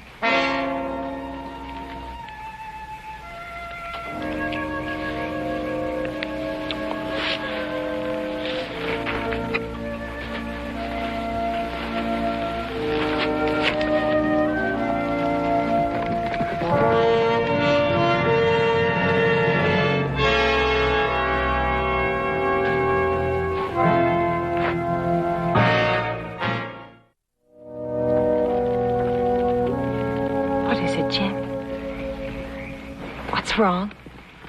Wrong, though. Nothing's wrong. It's just funny. I was just remembering a thing a fella once told me, and how right he was. I don't understand. I don't understand either, Cameo.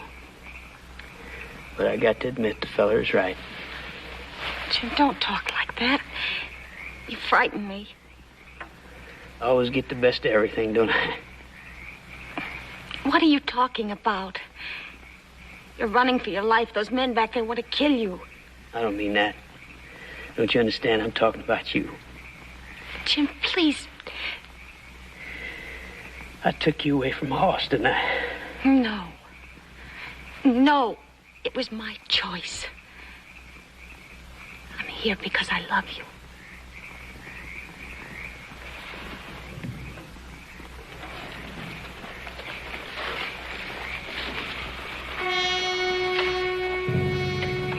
Don't move, Applegate. Just get up nice and slow.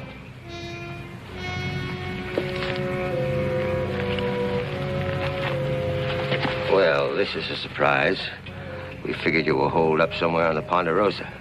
We were tracking your friend Gideon. We're gonna hang you from the same tree where you hanged my brother. Mr. Morehouse, he didn't have anything to do with that lynching. You got no cause to worry. We ain't gonna hurt no woman. Now, you're free to go, Miss Cameo. Or you can stay and watch him hang. It's up to you. You go on. You go ahead. No, I won't go. I won't leave you. Oh, you got to go try to find the sheriff, get some help. Sure, get the sheriff. He'll get back here in time to cut him down.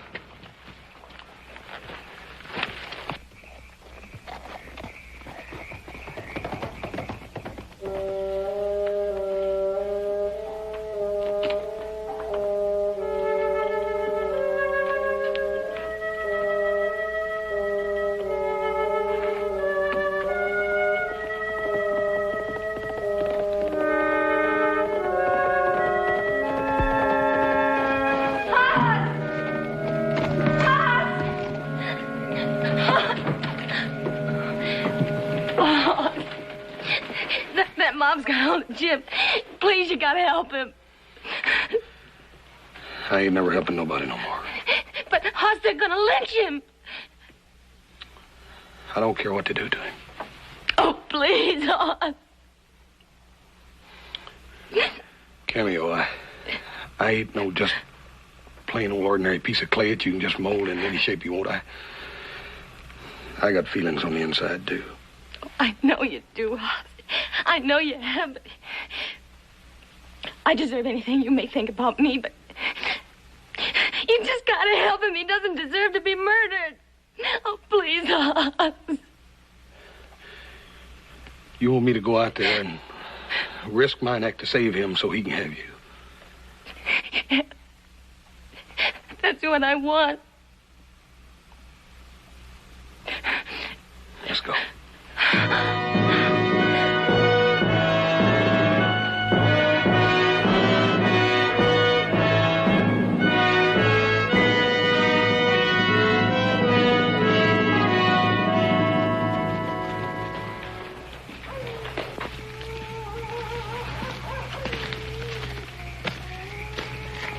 Ain't no way of stopping you from hanging an innocent man, is there?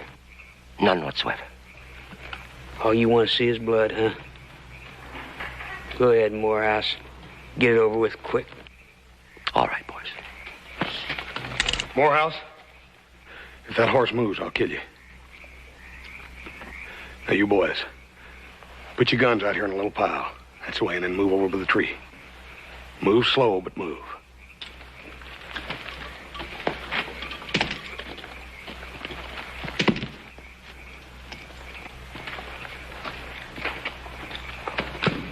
You stay here, Cameo.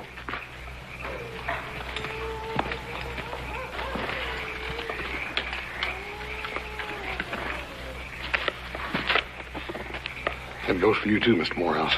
Right over there.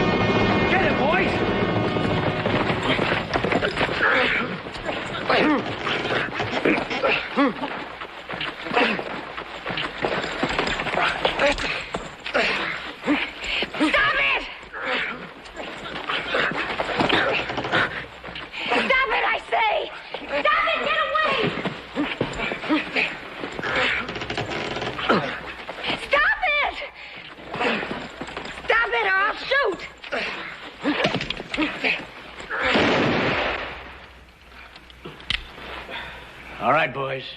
Back away.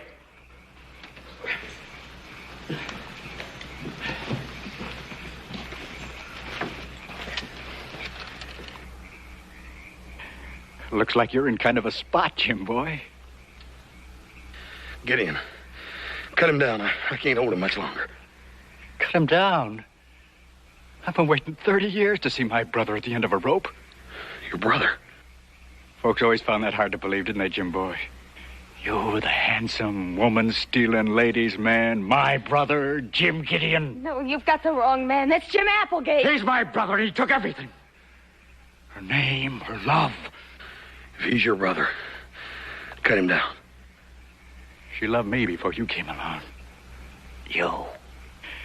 Her love child. She ought to be here now, Jim boy.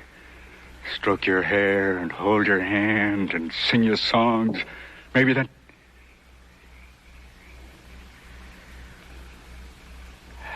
Sing you songs. I was 4 or 5 years old. She used to lock me out of the house. I'd sit under the window and listen to her, talk to her, sing to you. She forgot all about me. One day, I tried to climb in, and she slammed the window.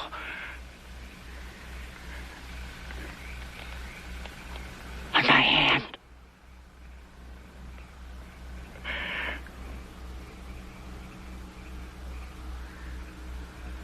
Drop my brother, Cartwright.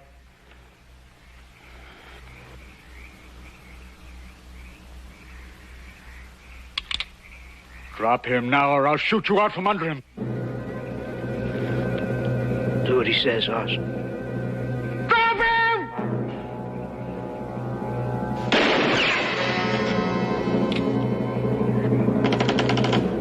I'll kill you with the next one, Cartwright.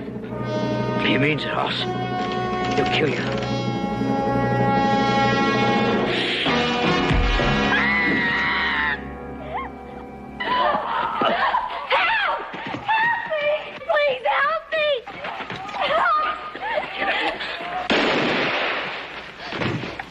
Come on.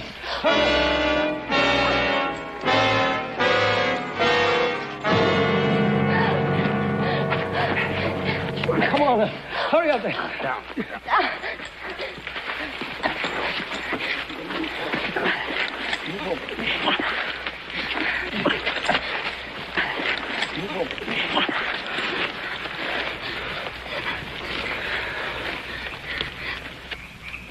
My brother was telling the truth about everything. I lied to you. I was there when they lynched those people, but I thought that they was only going to scare them. I'm sorry, Hoss. And Cameo, you just got to believe me. I really do love you. Huh?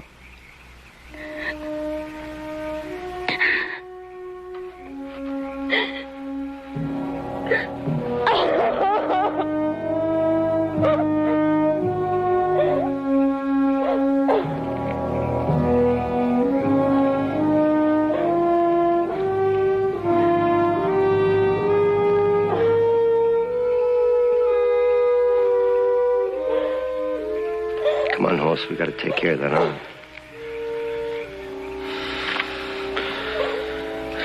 Thank you, Mr. Morehouse.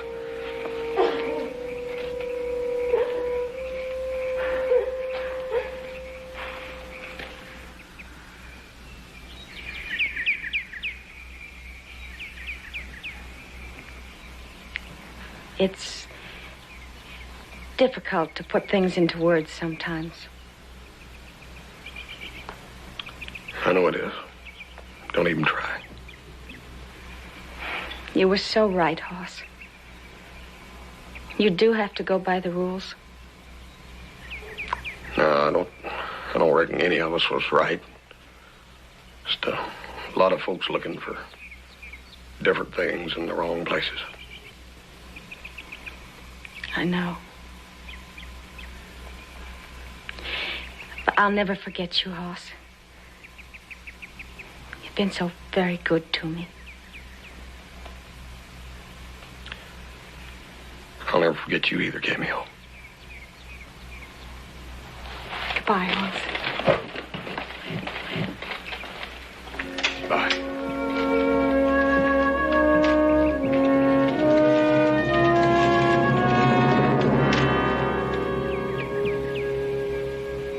You still feel the same way about it, don't you, boy? Yes, sir. I don't reckon a man's feelings change overnight. No. Did you tell her? No, sir. Why not? Why not, son? I know how she felt about Jim Applegate, but... Well, now that Jim's gone, No, Paul. Jim ain't gone. He'll never be gone. Not for Cameo, he won't.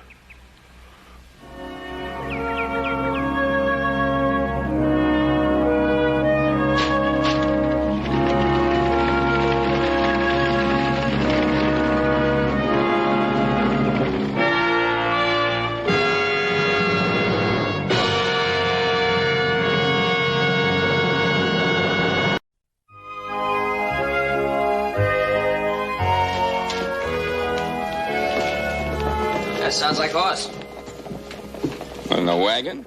You left on a horse. You know, my brother, he can leave on a horse and come home on a boat. Yeah, it's him, all right. He's got company with him.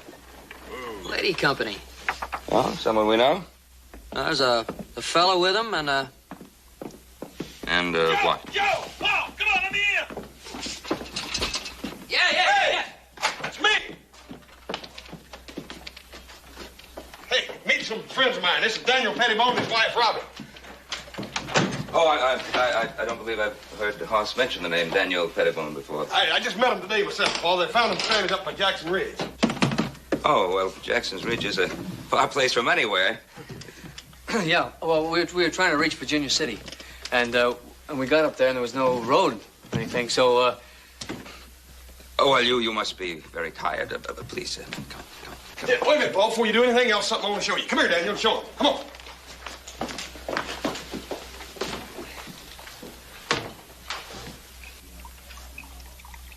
Dan here's an inventor, Paul. Wait till you see this. It'll just about pop your head off. I got water, quick. Wait a minute, Joe! Joe, no, wait!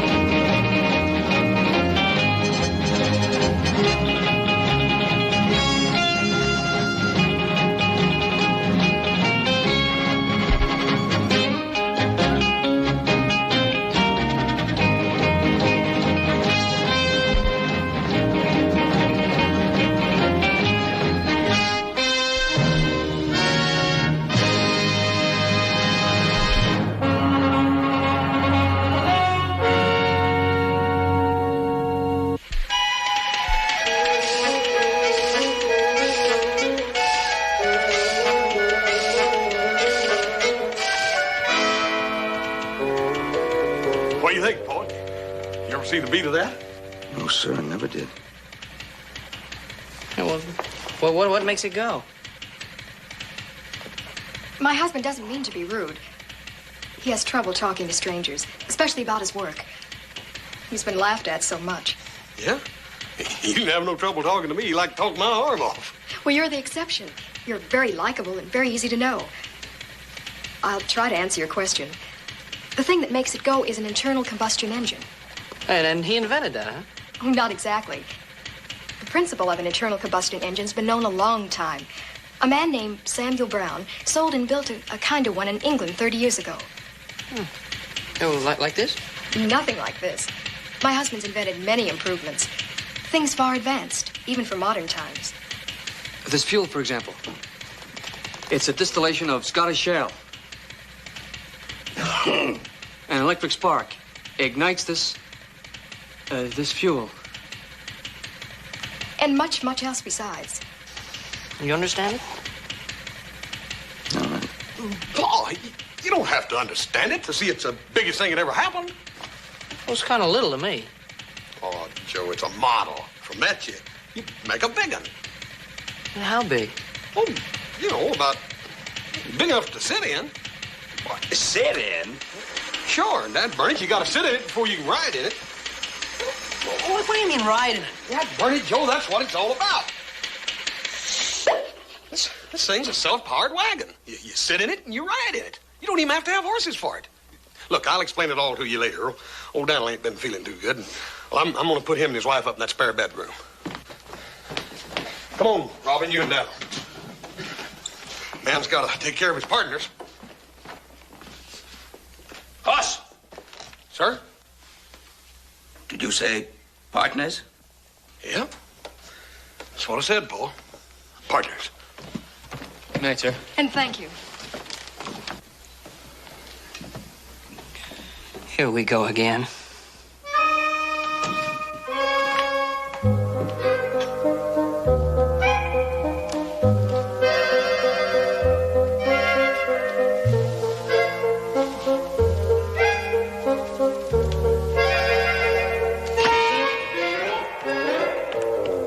Doggone, Paul, I want to get something straight once and for...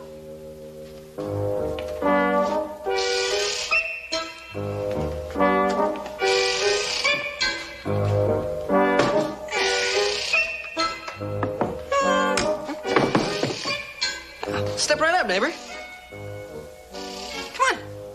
Come on, what you see before your bulging eyeballs are a collection of mechanical miracles designed to make a poor man rich and a rich man richer. Now, hold on just one moment, little Joe. Don't forget that you have bought in your time some of these mechanical miracles, too. Huh. But did I ever buy anything like this? That's a perpetual motion machine.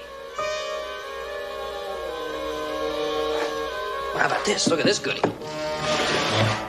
That is a magic box. Now you see, open it up and you put a little lead inside and a little magic powder. You cook it, and silver comes out the bottom.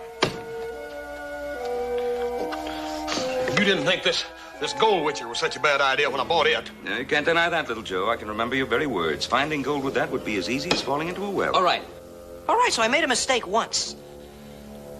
But did I ever, in my entire life, buy anything like this? It was supposed to shoot around corners. It don't work no better than the rest of that junk. I bought it all, I know that. But what's that supposed to prove? Joe, Dal and his wife up there, they're honest folk. They ain't crooks. That power wagon is a real thing. Hoss, I go along with you about those folks upstairs. I believe they're honest, too. But...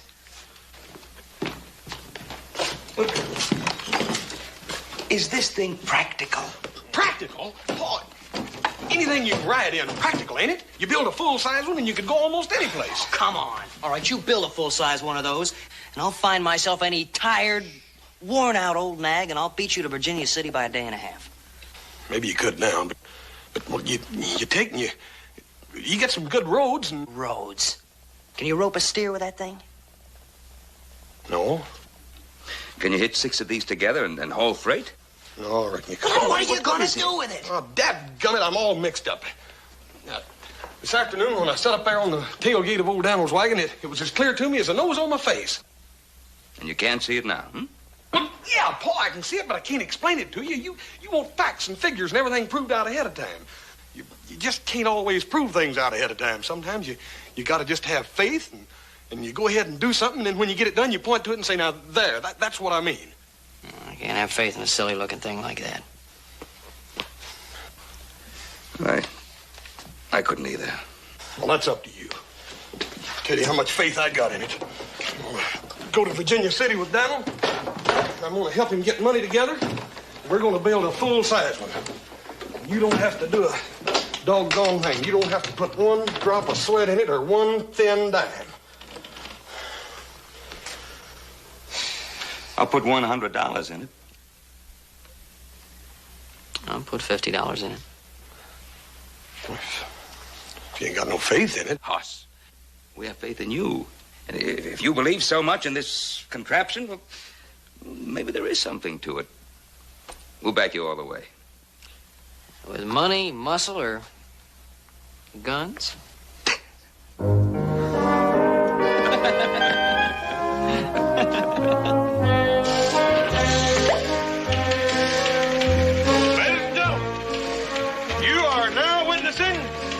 The first public demonstration of the Pettibone Power Wagon. We are prepared to offer you a share in this. Now, wait. I kind of got ahead of myself first, man. Something else I was supposed to say first. Mr. Pettibone here and me, we're going to construct a prototype here in Virginia City. Later, we will manufacture full-size power wagons for sale. Wait a minute, that comes. Oh yeah. Shares in the Pettibone Power Wagon Company are for sale at $10 a share. Well, now that's my kind of contraption. Knows right where it's going. Head for the bar.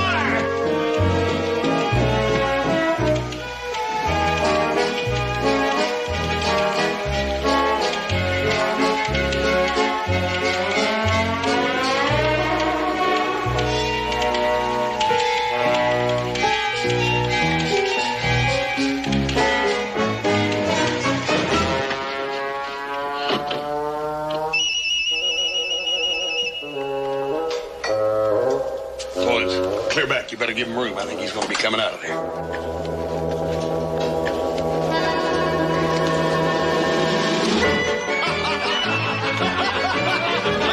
buy 4.5 shares of that Pettibone Power Wagon. I've been trying to get rid of him for 2 days. Hooray for her! Doggone it, Big Red. That's mighty sweet of you, and you're not going to be sorry neither, you hear? Folks, I ain't much at making speeches, but if you'll all step in there to the bar, I'll stand the drinks. Hey!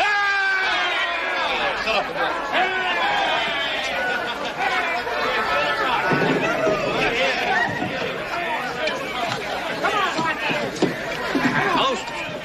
Jeff and I are buying in. Oh, no, we ain't, that blasted. Well, doggone it, Jeff. You seen it come in here of its own. Ain't no better use for that gold. Same as throwing it away. Well, you throw it away on booze. Booze, that's what I dug it for. Why, you...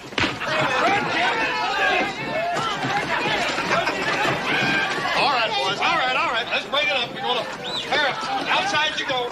I'll stomp a mud hole in you and wait it dry. Yeah, go ahead. Do it. Turn him loose.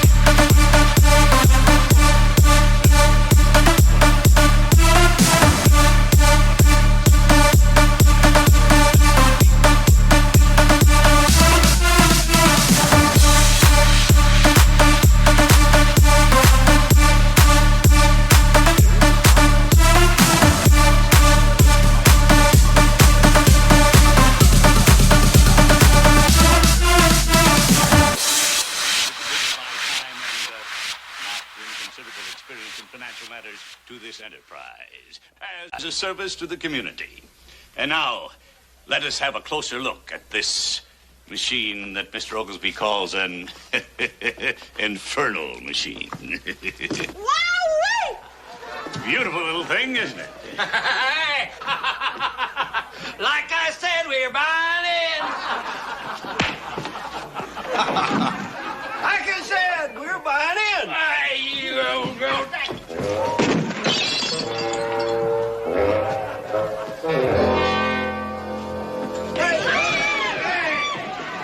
Stand back. I'm going to kill him.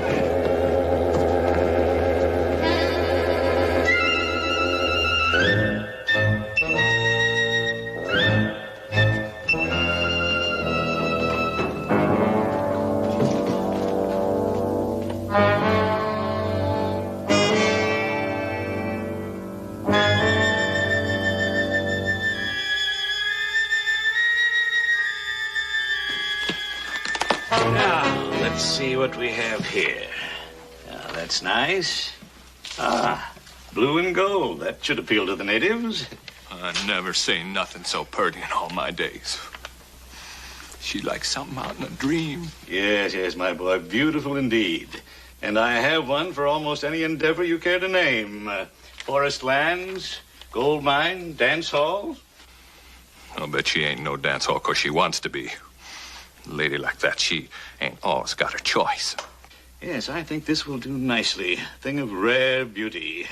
We should have no difficulty in selling several thousand of these to the good people of Virginia City. You ain't gonna sell Big Red none, though. To everyone an equal opportunity, my boy. However, the first order of business is to have some of these printed up. I should say 2,000 to begin with. Who's there? It's me, Big Red. Oh, just a moment, my dear.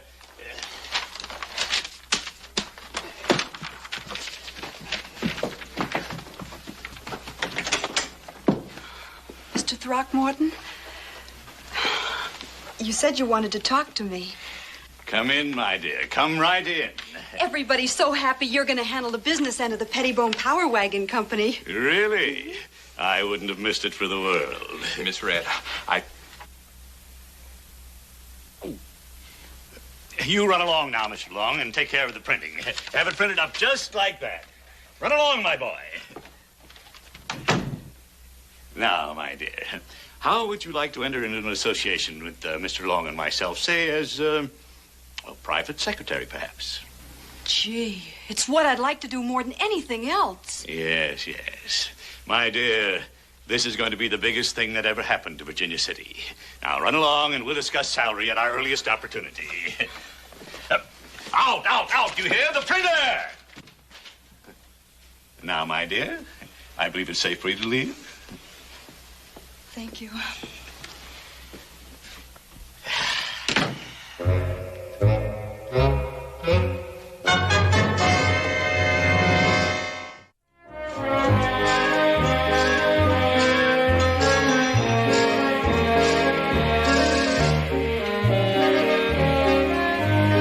I can't see anything except a lot of fire and smoke. Hey, that's Hoss Cartwright over in back. See him?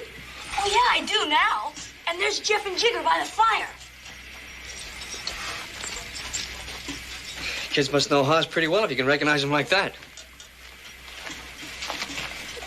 What are they doing in there, Mr. Pettibone?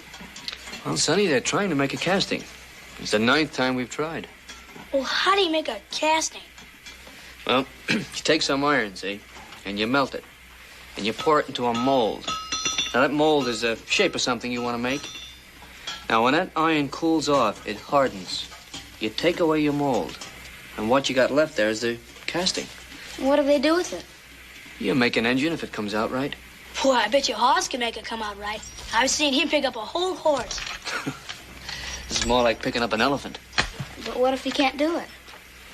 Well, if he can't do it, we just can't build the power wagon. But don't you worry about it. That horse is pretty stubborn. Stubborn and capable. Darling, look what I have. Mr. Throckmorton had them made up. Isn't it darling? He's going to give one to everyone who buys stock in the company. You boys like one of these? We sure would. There you What are. is it? It's a crank. Used to crank the Pettibone power wagon. You take this part of it, see, and you put it in the front part of the engine, and you crank it, you turn it, and pretty soon the engine starts put, put, put, put, put, put, put, put, put, put.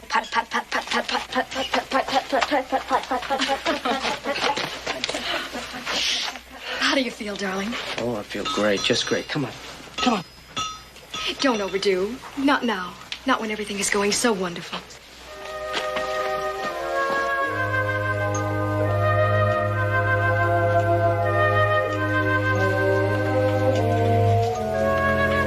Hey, Donald. You about ready to pour that gasket? Come on.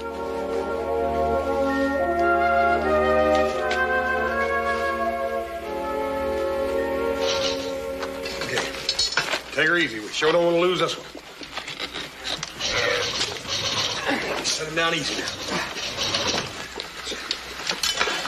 Here, Jigger, you get over here with Jeff.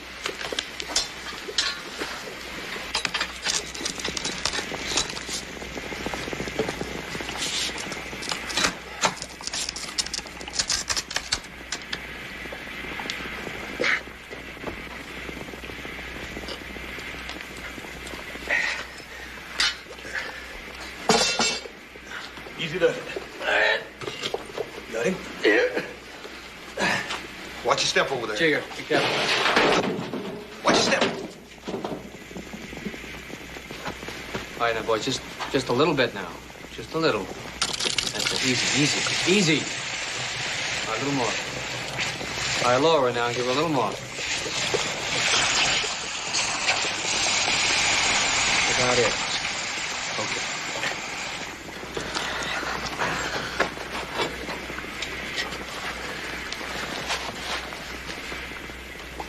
Well, it seems to have settled a little better this time, huh? Yeah, at least it didn't rile up. If that means anything. We were whooped if it don't work this time. We've tried just about everything. Come on, let's get that oven.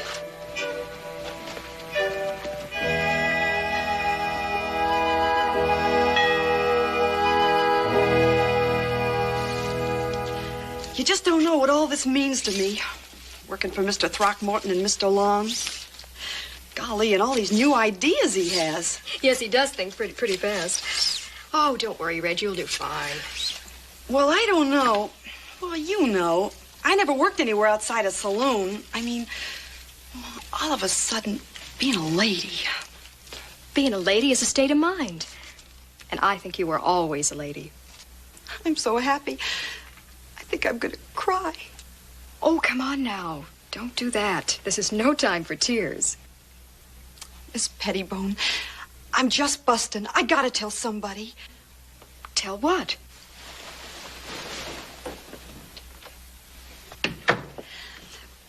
Pete and Pete and me is... Really? You and Mr. Long? I think that's just wonderful. Aren't you just pleased to pieces? Well, I'm more scared than anything. Whatever for? Well, I don't know about getting married. Gee, for the rest of my life and everything. If my marriage should end tomorrow, I'd still call it the most precious thing in all my life.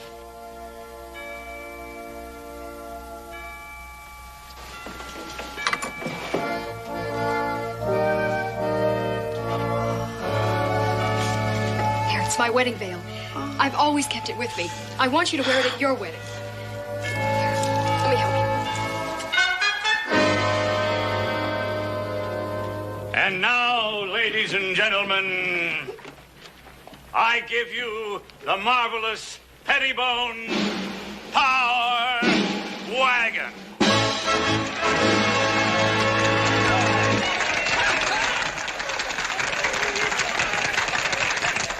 Ladies and gentlemen, I see doubt in some of your faces. I even see rejection in some. But stay. Let me breathe a breath of life into this vision. Listen to me. Look around you. What do you see? Some will say only shacks. I say open your eyes. I see tall chimneys and enormous buildings with huge furnaces that spout streams of molten metal, where strong men pour and cast. And there at the end of the street, I see a many-windowed factory where lathes hum and drills spin, where careful craftsmen fashion gleaming parts out of raw steel. And there, massive and dramatic, there stands the assembly plant. An endless belt moves there, past each man, where in his turn he adds a wheel, a seat, a mudguard, until finally the Pettibone Power Wagon rolls from that line, a finished product, shining and powerful.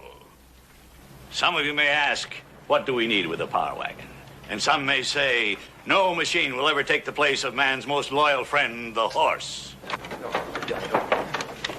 But I predict that this machine will travel in excess of 50 miles. Not in a day, my friends. No, not in half a day. But in the short space of one single hour.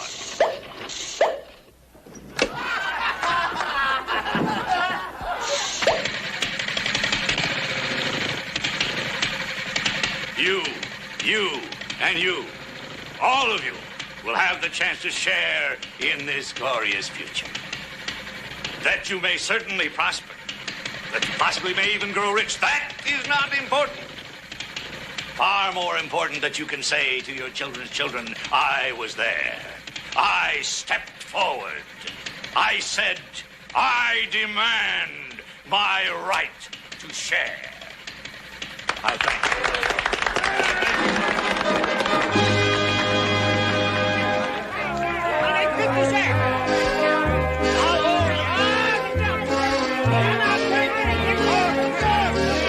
Good, Mr. Throckmorton. Real good. That'll sell a million. Mighty nice of you to say so. Listen, I better get down there and get me some of them stocks before they're all gone.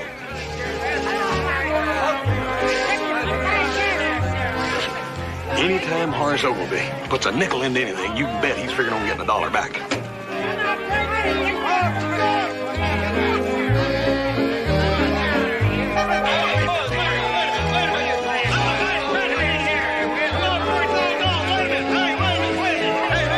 Give me $200 worth. Dang, Reggie, sure do look pretty today. I feel pretty, dressed up like this, working for Mr. Throckmorton.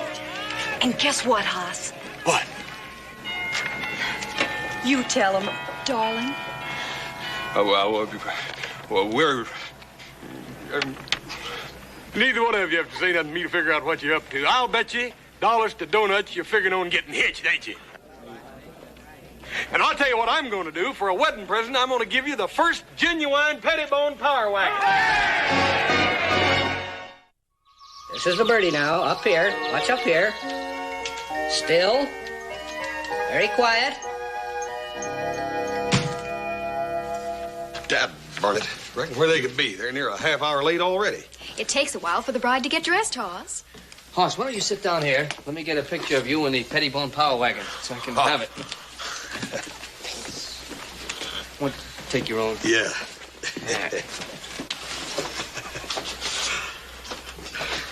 This all right for you, sir? That's wonderful. You better put a bigger plate in that camera if you expect to get Hoss. Look at the birdie.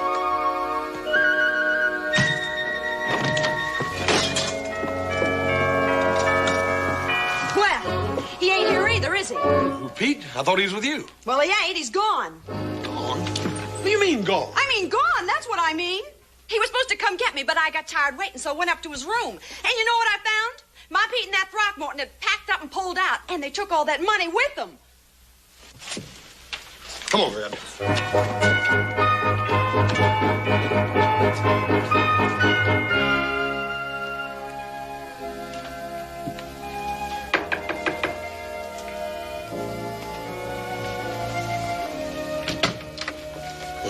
Howdy, Miss Pettibone. I'm sorry to bother, but I need to talk to Daniel. Is he pert enough to talk? Of course. Come in, Hoss. Hi, Daniel. Hi, Hoss. Robin here is the original model of the fuss budget. Any news of Mr. Throckmorton? Daniel ain't no use in us fooling ourselves. That old scoundrel and Pete, too. They took that money. They had no intentions of bringing it back. The sheriff trying to find him? Oh, yeah. Sheriff and everybody else in town. They got a posse that's been all over the country. Daniel, you ever been in jail? No, I never been in jail. Well, it ain't really so bad when you got good grub. Sheriff Coffey's got the best grub in town. Am I going to jail? But why? Horace Ogilvy's got half the town stirred up over that money that's gone. Roy Coffey thought it might be a good idea if Daniel came down and set a spell in the jailhouse. Just as a guest, you understand, not as a prisoner. You can lock the door from the inside and keep the key yourself. I'm ready. Let's go.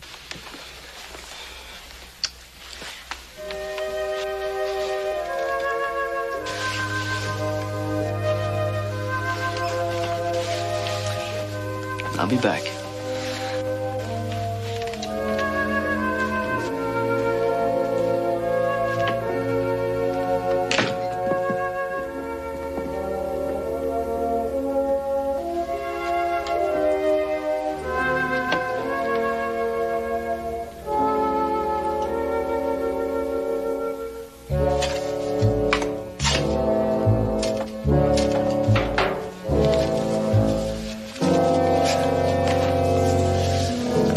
Look at that.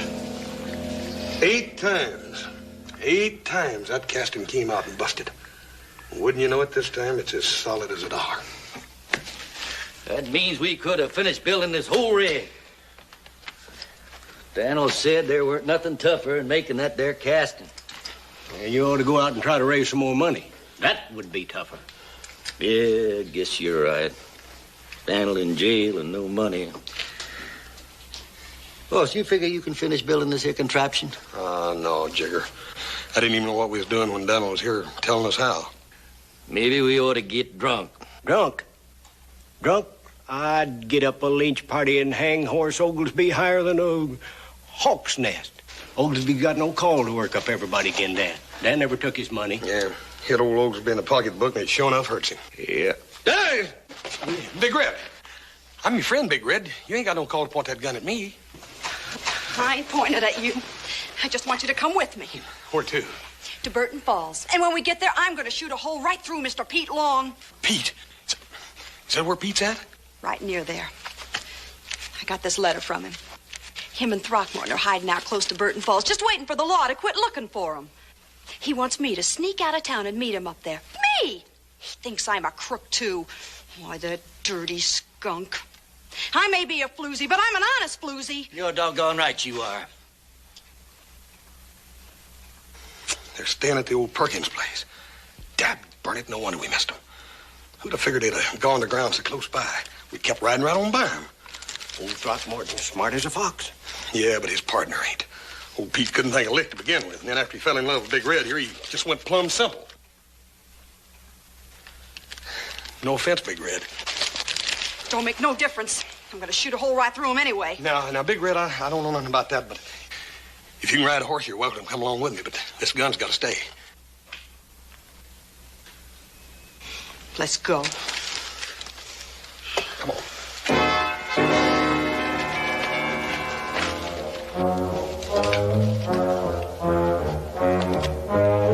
I don't blame you for covering up this dad-blame casting, Jigger. It ain't no good to us now. I ain't covering that. I'm uncovering this. Hey, I put that in there for an emergency. When that big redhead come in here with that there shotgun, that makes this an emergency.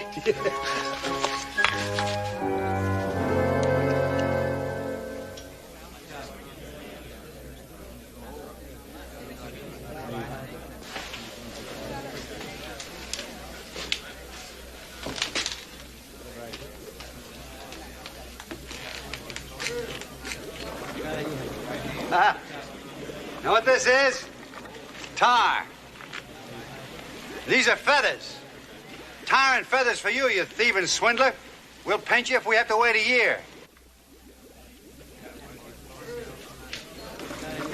Here's something else for you. Something the stockholders wanted us to give back to you.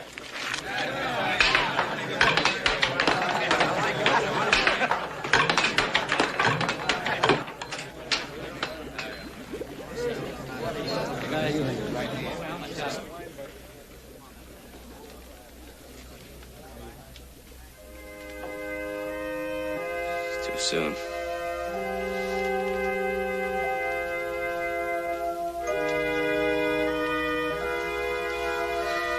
It's too soon. They're not ready.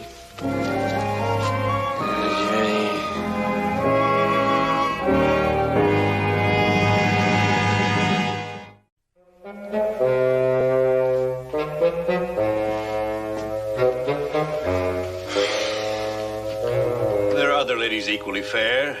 Why eat your heart away for one? There ain't but one like Big Red.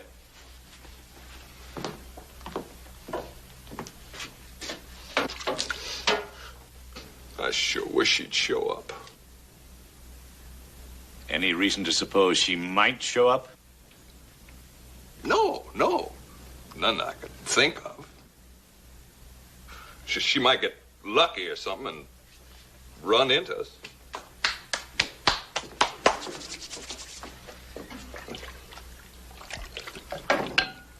Ah, marvelous. Good beans. Enough bread to last us for several weeks. A modest share of $25,000. Your cup should be full to overflowing, my boy. I'd rather have Big Red. You hear horses? No, just wedding bells. All right, boys, let's hold it right where you are. Well, Hoss, Red, what an unexpected pleasure. You're just in time for an evening repast. Oh, honey, I was afraid you didn't get my letter. Letter? What letter? Why, you ungrateful snake in the grass. Don't look to me for no sympathy, you dirty black skunk. You two ain't just about the worst reprobates I ever seen. We're living out here in this comfortable cabin and cooking beans, underwear. While poor little Dan Pettibone sits in that jailhouse.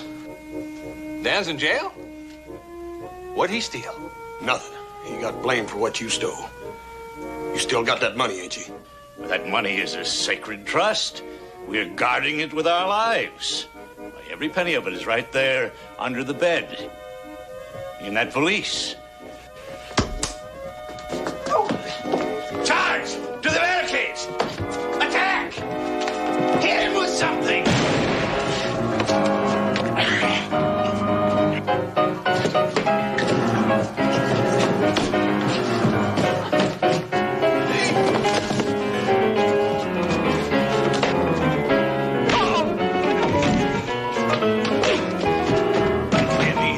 Give me that gun!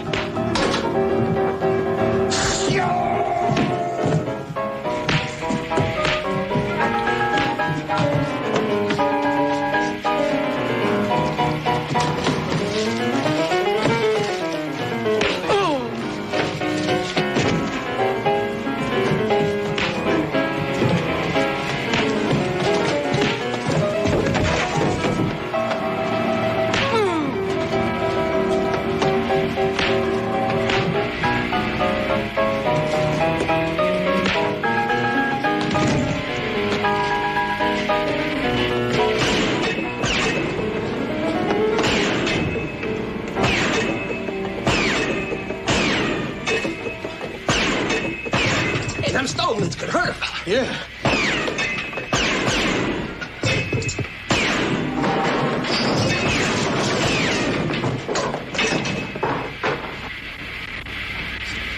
Looks like it's about over.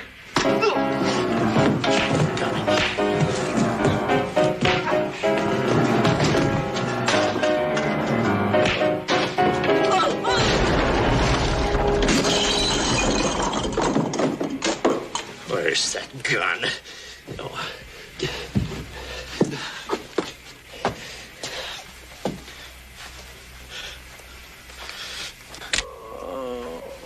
My Pete!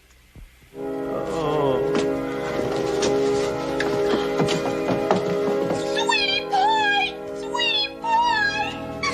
You killed him!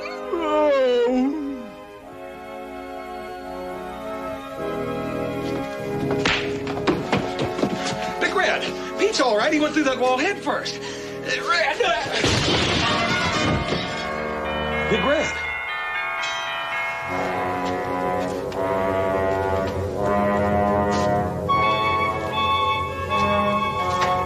Hey, how come you didn't shoot me? Ain't that gun loaded? Won't he shoot? He'll shoot. It's a weakness I had since I was a boy. I never could shoot a friend.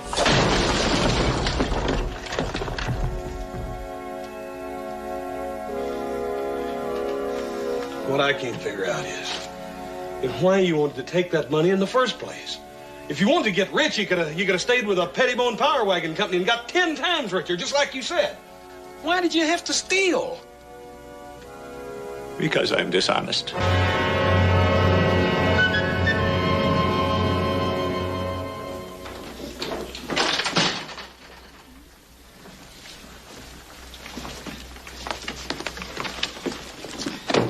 All right, you two stand right there by the bar. Stay put. Here it is, boys. Every penny of it. And there's Mr. Throckmorton to tell you how sorry him and Pete are for trying to run off with it. Well, yeah.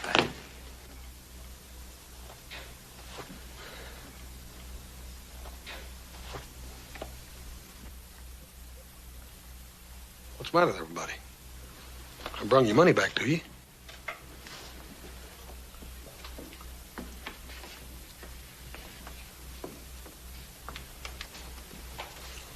I reckon it's my place to tell you, Hoss. I fixed up a mess of tar and feathers and threatened Dan Pettibone with them. Doc says his heart failed him. He passed away. He died?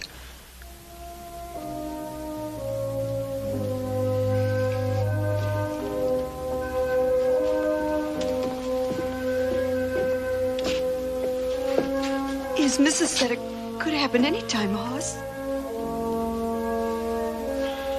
Yeah, I reckon I knew that.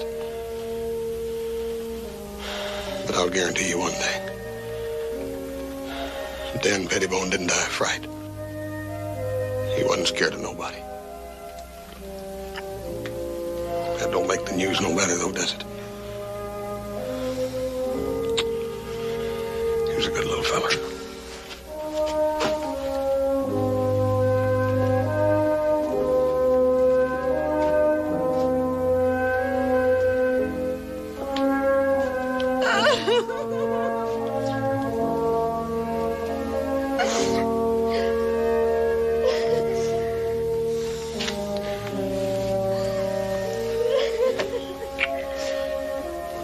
At least we got all the money back.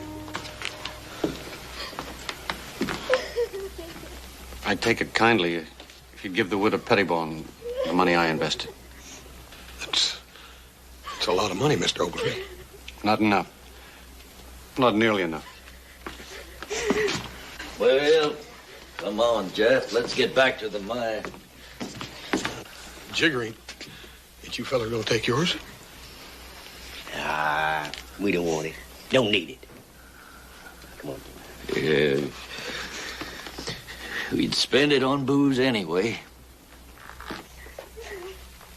And I tried to steal from them. You know, my boy, I'm an unmitigated scoundrel. I shall ask the judge for 20 years. You know, Hoss, Pete here never wanted to steal that money. All he ever wanted to do was to marry Big Red there. It's all he still wants to do. Marriage? Did anybody say marriage? I did. Hansy Bunsy. Sweetie pie.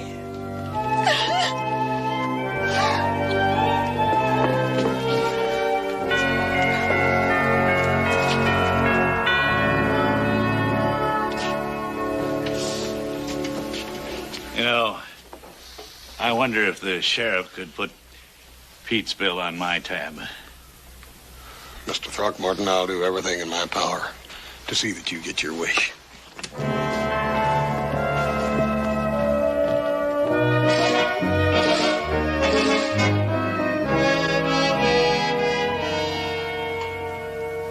Ain't much of that Scotty shale. Ain't much of it left.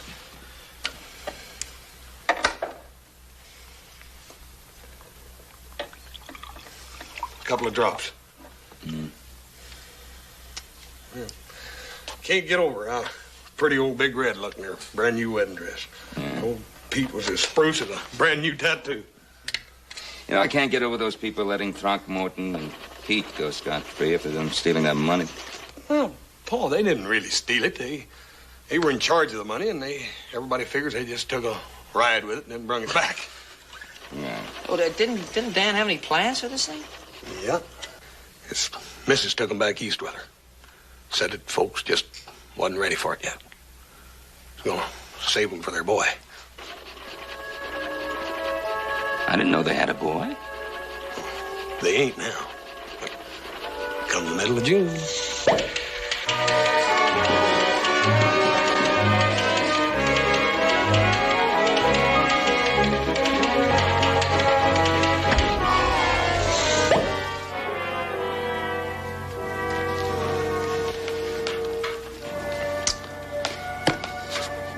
Dad burn it. I still say it would have worked.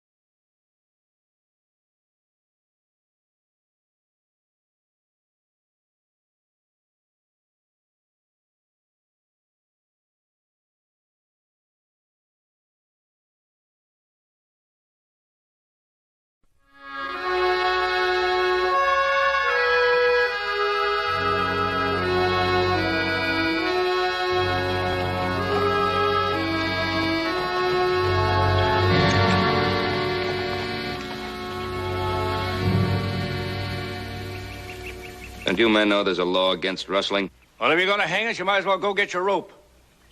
It won't do you no good, though. There'll be more of us. A man's got to eat. A man should be able to eat without stealing. That's easy for you to say, Mr. Cartwright. Some of us been out of work for over 4 months. Any money we had went to feed our families a long time ago. You're miners, aren't you? We were. We ain't thieves, Mr. Cartwright. We just can't get any work. More men being laid off every day. There ain't a mine working in Virginia City. It's pretty bad all over the Comstock, Paul. I know Wheeler there. He ain't no thief. He used to be foreman on the Gould and Curry. I know. All right. You kill that steer. Better take him with you. But pass the word along. We won't stand for anybody stealing our beef. Rustlers or miners. They're getting pretty desperate. Hungry men can cause a lot of trouble. Yeah.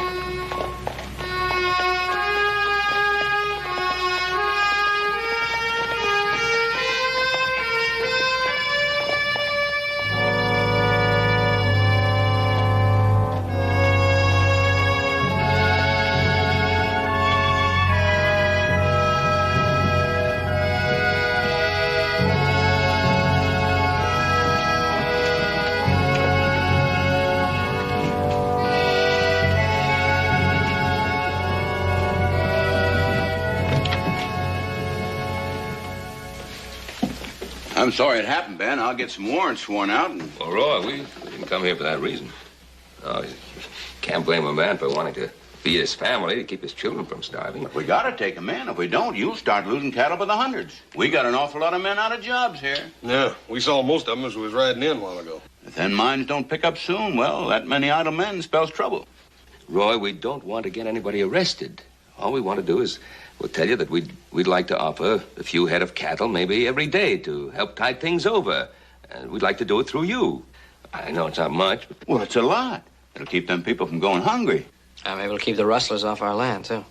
Yeah, we'll take them, Ben, and be obliged to you. Well, you know, Roy, whatever happens to Virginia City affects our ranch, too. Sure is a big way of looking at it. Take it easy, Roy. Goodbye, boys.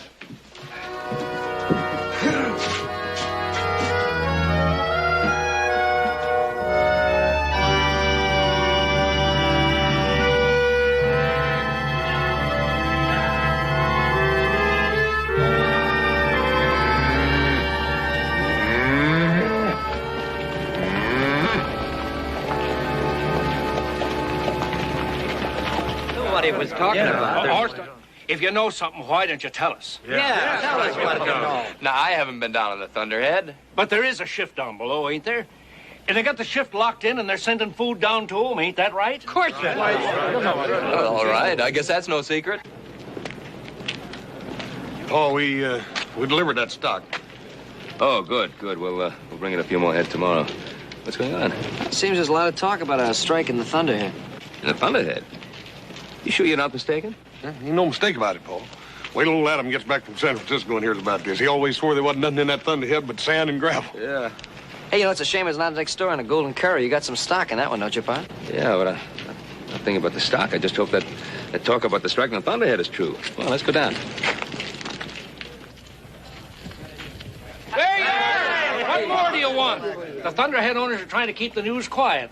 Why else would they keep a shift locked down below? Yeah. Well, all I know is that Frank Furnace knows his mining. And he don't go around buying dry holes. Just don't understand this. Why, Paul? It ain't the first time a Bonanza's been struck on a Comstock. Hey, Roy. Mr. Cartwright. Mr. Cartwright. Doggone it, you won't have to worry about them critters of yours no more. The Thunderhead hit it big. Roy. Sure is exciting, isn't it? Yeah, that's what I want to talk to you about. Can we talk inside your office? Sure. Good. Boys, I'll be a little while with the sheriff. I'll meet you back at the hotel later. Okay, Pop. See ya. Right. Let's go here and see what's happening. What's on your mind, Ben? Well, let's talk about the strike in the Thunderhead. Now, that's beginning to shape up like a lot more than talk. This is the best news to hit the Comstock more than 6 months. Yeah, guess you're right. If there's any truth in it. Now, what makes you say that? Now, Roy, Jim Bronson ran the Thunderhead for 5 years, right? Yeah. Now, he's the best mining man in the Comstock Lode. Pretty good. He told me that the Thunderhead was a dead hole. Now, his foreman, Liam Flores, told me the same thing. Oh, they could both be wrong. Guess they could. But Jim seemed pretty positive. Maybe Jim's just sour because he made the mistake of selling too soon. Yeah, maybe. I'm going to ask him again, just to make sure I heard him right. I'll see you.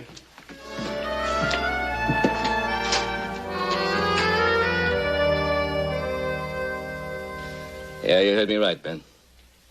And all this talk about a new strike is just a pack of lies. I sold the Thunderhead. It's none of my business. Oh, Jim, I wasn't making an accusation. I was just asking. Well, what do you expect me to do? Those people out there are friends of mine. You've seen them. They've been dead men for months. Now they're coming alive. Now there'll be something to live for. Jobs, maybe. Ben. At least they got hope. Do you want me to destroy that? Jim? What do you plan to do? Can't decide. Furnace and Cunningham are up to something. They offered me $10,000 to go along with them. To say that I went down the Thunderhead and seen the new strike. Well, did you go down? Did you see the new strike? I told you there's no strike in the Thunderhead. Jim, if you need money I'm badly... not thinking about myself. I'm thinking about those miners out there. I'm thinking about the whole town. Ben, do you know what happened if even a false boom started? San Francisco money would start coming in. And maybe some of the closed mines would get a little courage and open up. There's a lot of men out there that need work. Some of them would get it. Now, do you want me to go out and tell them there's no possible chance of any silver in the Thunderhead? Do you want me to take away their last hope?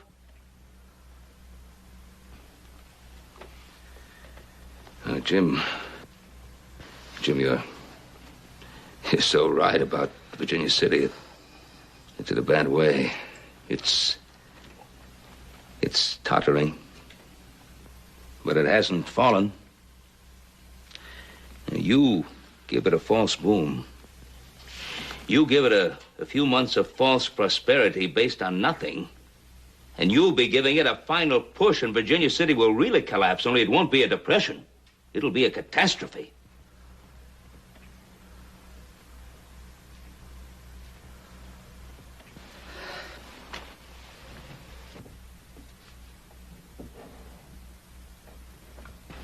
Yeah. Thought of that, too.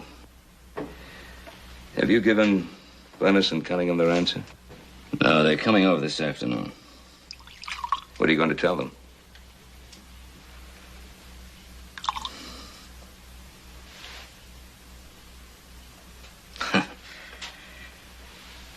I've been honest all my life, Ben. I guess I'm too old to change now. They're not gonna like it. But don't worry, Ben. I get into it, and I'll get out of it. But thanks, Ben. Thanks for coming by. I needed somebody to talk to.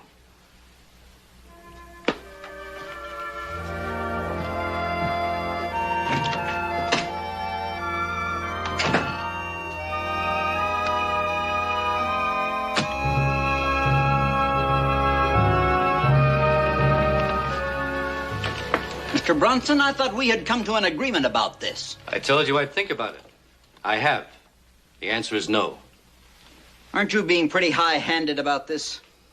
Mr. Furness here, I believe, has just as much knowledge about mines as you have. He says he's found plenty of silver in the Thunderhead. And I say if there's any silver in the Thunderhead, it was hauled in from somewhere else. And that makes the whole deal crooked. Gentlemen, the answer is still no. Mr. Bronson, you're making a sad mistake.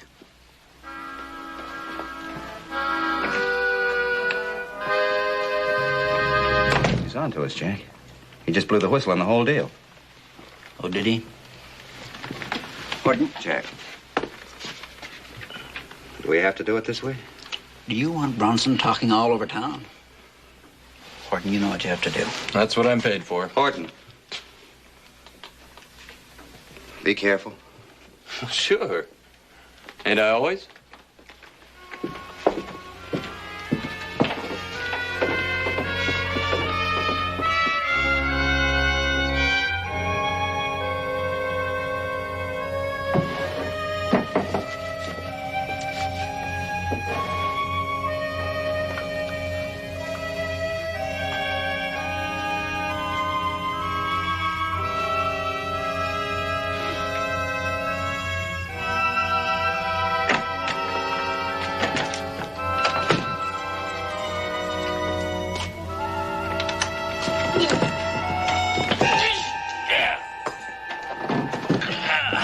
Let's get out of here. Take it easy.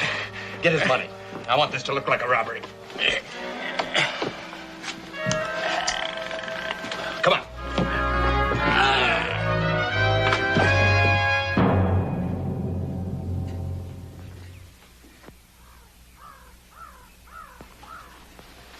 Never at the bottom of a depression like this. This is the worst I've ever seen.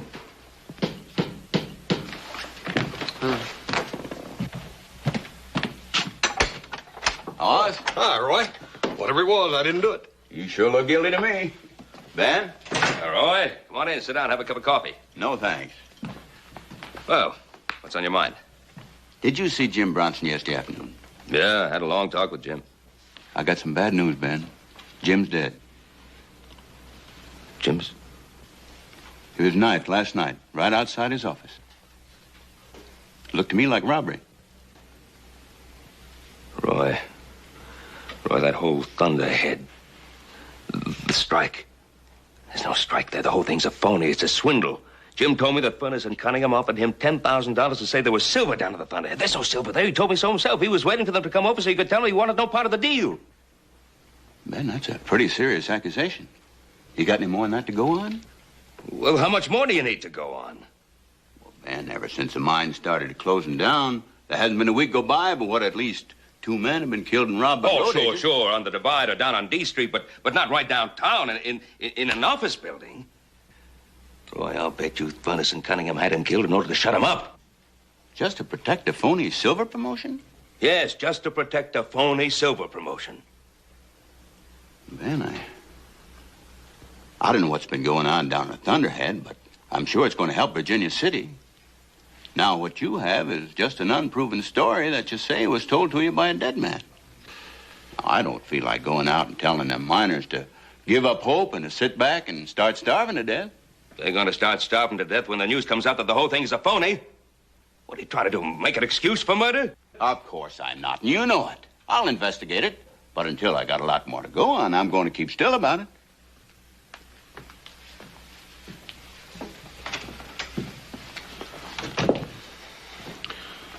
Paul, are you sure about what you said? Yeah. Yeah, I'm sure. Well, Roy will look into it.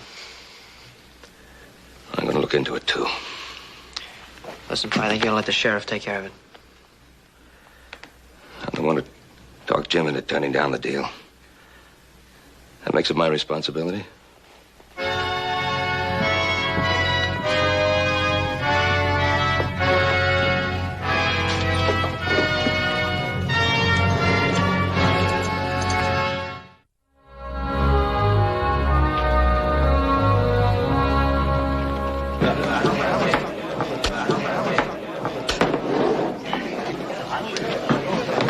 Thunderhead's going crazy. Up to 23 with no sellers. 23!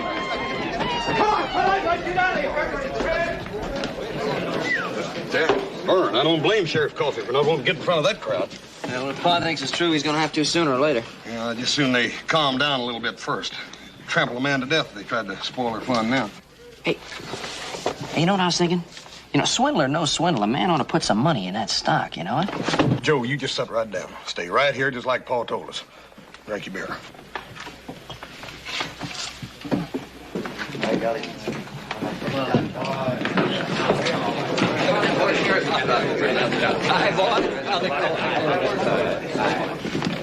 Yes, sir, gentlemen, as I was saying, I'm a very careful man. If I didn't believe Frank Furness' theory about there being one continuing vein of silver somewhere in the lode, I wouldn't have put 5 cents into the Thunderhead. But now I'm glad I trusted him. And, gentlemen, I'll tell you something. If you can find some Thunderhead stock, buy it. Buy it while you can still afford it. How do you say we have something to eat? Sit down. Let's make out with the sheriff, Bob. I doubt if there's a more honest man alive than Roy Coffey, but he just won't budge until he has more evidence. He's got your word, ain't he, Paul? Yeah. Oh, I'm sure Roy believes me, but he claims it isn't enough. I'm afraid he's right. Isn't enough. I'll get you a barrel. No. Take a sip of yours. What are you doing? Oh, I was just figuring. I don't mean to be disrespectful, Pa, but swindler, no swindle. I think a fellow ought to pick up a couple of shares of that stock. Thunderhead's up $80 a share. Yay! Hey, you see what I mean? Hey, $80 a share, Pa. $80 a share. Now, I got some money of my own. Paul, I think he might be right. I got a couple of dollars. Now, listen to me, both of you. Keep out of the market. Unless you want to be buried in worthless paper. $80 a share. Yes, sir. Come on, I'll buy you a dinner.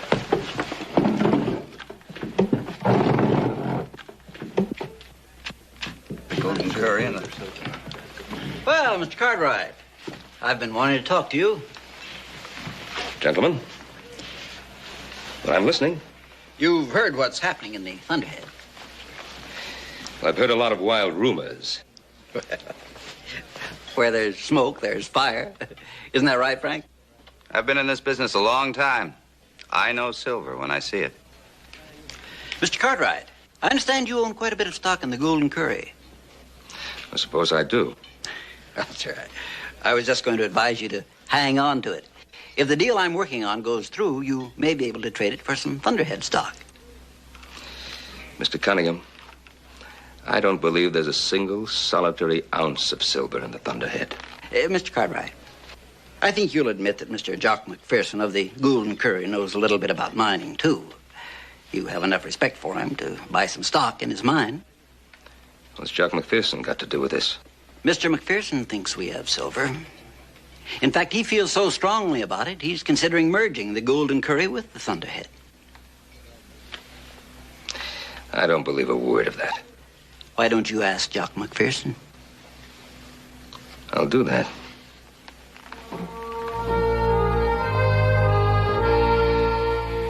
That's quite a story, Cartwright. And you think it comes out fraud, eh? I don't know of anything else you can call it. Well, I don't know, Ben. 9/10 of Virginia City's labor force is hanging out on street corners. Our economy is coming to a standstill. Now, if there's one chance in 100 that it's not fraud and that we can break out of our depression, I'm willing to take it and put good money behind it. You knew Jim Bronson. Now, Bronson knew the Thunderhead like the back of his own hand. He told me there wasn't an ounce of silver in it anywhere. I'm no fool. I've demanded proof. And Cunningham said he'd give it to me tomorrow morning at the Thunderhead shaft. Well, why don't you come out, too? All right. I will, Jock. I will. I'll see you in the morning. Come on.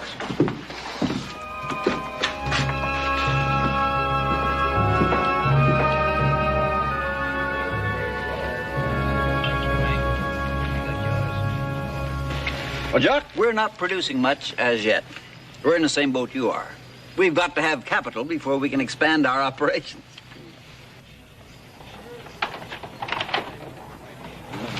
Here comes Frank with the ore cart. Gentlemen, he'll be able to answer most of your questions. Let's take a look. I sure hope Pa didn't have to eat his own words. Yeah. Cunningham seems mighty sure of himself, don't he? Mm-hmm. All right, gentlemen, take a look. Hey, that's good enough more. Fantastic. Whereabouts in the mine did you say this came from? Now, Mr. McPherson, if this was the Gould and Curry, would you answer that question? Well, just how much is this stuff worth? Well, we figure about $2,500 a ton. Well, Mr. Cartwright, no silver in the Thunderhead? Well, can't you believe your own eyes? You mind if I, Help yourself. Well, Jock, you've seen it, and you've heard my offer. We'll sell your company a half interest in the Thunderhead for $50,000 cash. I'll have to take it up with the board of directors in San Francisco. You'll have your answer in a week. You'll recommend it? Well, if it assays as rich as you say it does, I'll recommend it. This is beautiful. Beautiful. Pictures. Well, you can't lose for winning. Thunderhead and Bonanza and the Gould and Curry teaming up with them.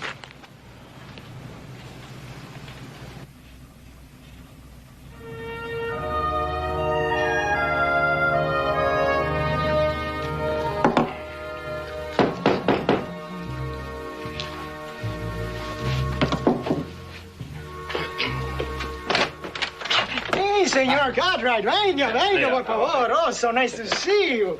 Tell me, what can I do for you? Where are the little ones? Where's your family? Oh, I sent them away. I sent them to my wife's sister of a cousin to Carson City. They have a nice little rancho place there, the goat's milk. It's good for the children. Excuse me, sit down, my friend. Excuse the house the way it is. Leon, I want your opinion about something. See. What do you think of that?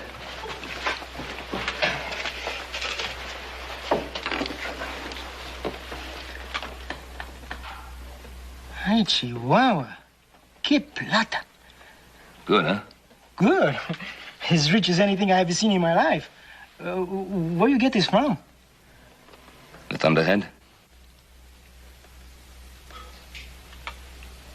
It's impossible.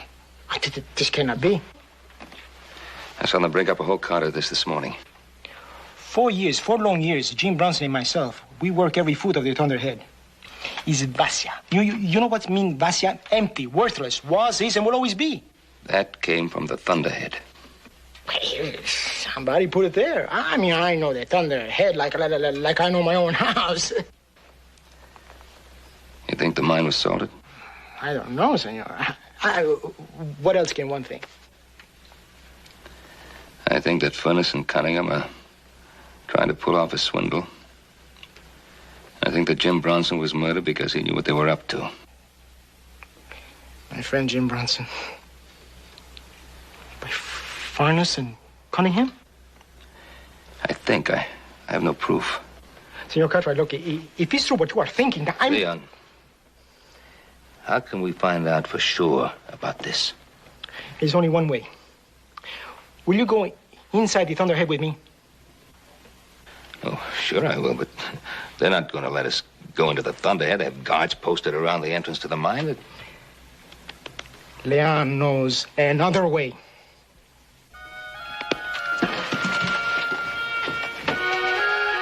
Holmes?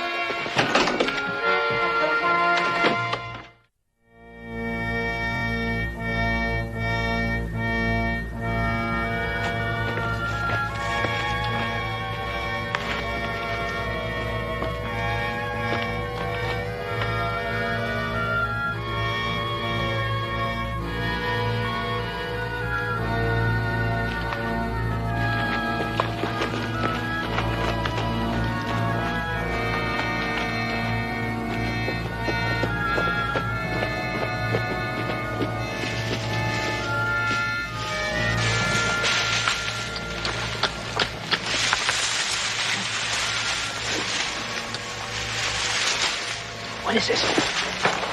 This is an old air shaft that will get us down to the first level. Does anybody else know about this? No. Oh, just the men who help us, to dig it out. Yeah, but how about the... Barnes and Cunningham don't know nothing.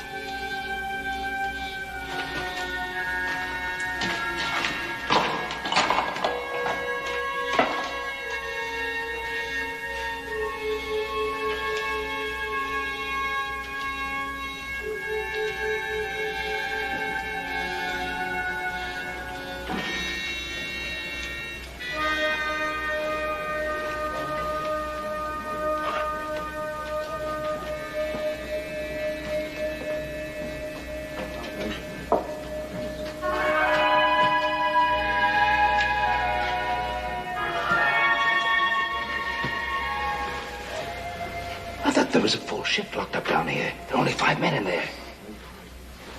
You sure we're going in the right direction? I follow the overflow of the ore cart. That's why I know that this is the right direction.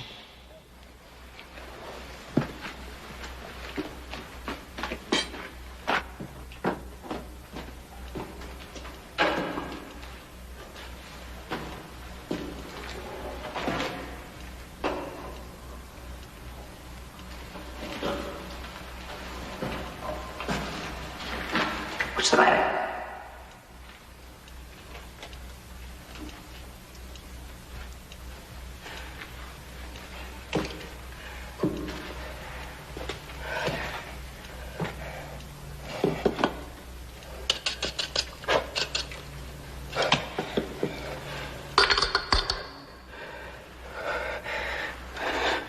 Well, is it silver or isn't it? All my life, I have mined silver. In Peru, in Guanajuato, in Tasco. All my life, I have never seen such rich ore. Senor Cartwright, this is Bonanza. The real Bonanza. It's magnifico.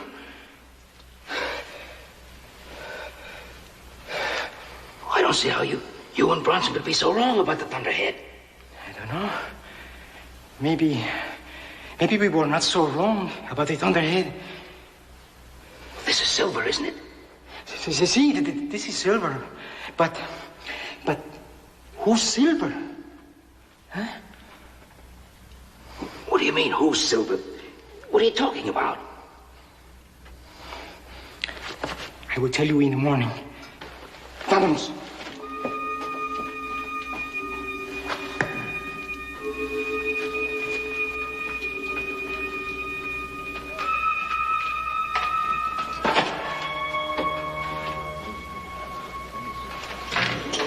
Pete? Is that you, Pete?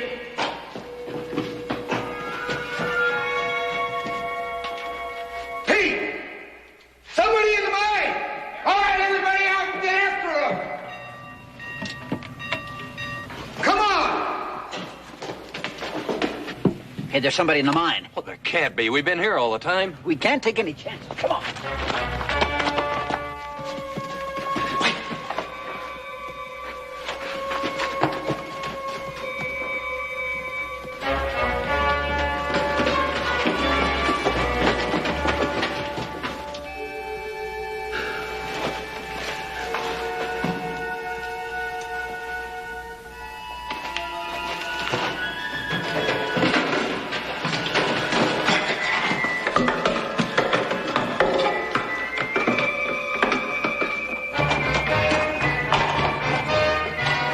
What's wrong? We heard someone in the tunnel and thought they was going out this way. Jack, somebody made it down to the working face. You'll never get out to tell about it. All right, some of you men check the other tunnels. Come on, let's get back outside.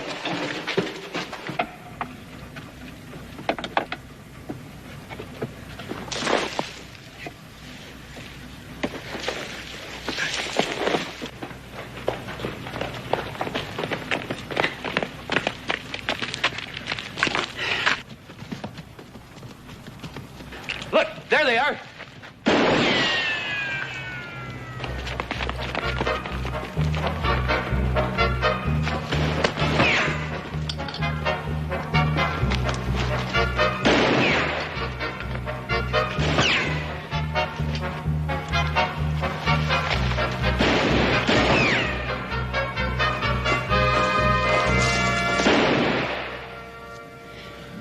Anybody recognize him? Not the little one, but the big one looked like old man Cartwright. Hey. Hey, Frank, what's this? Air shaft to one of the upper levels. Probably been there 2-3 years. Who laid out the first diggings? Bronson and Leon Flores. And it had to be Flores. And Flores is a friend of Cartwright's. Get Flores. No, Jack, not Flores. I know him. I've worked with him. He's a good man. Every cent we own is sunk in this rock pit. Either we're ruined or we're millionaires right now before he gets a chance to put two and two together. How about Cartwright? I'll handle Cartwright.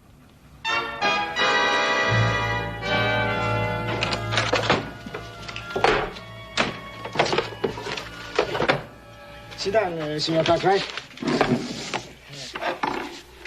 Now, this is the map of the whole Virginia City. Yeah. And this is the map of the Thunderhead, right here.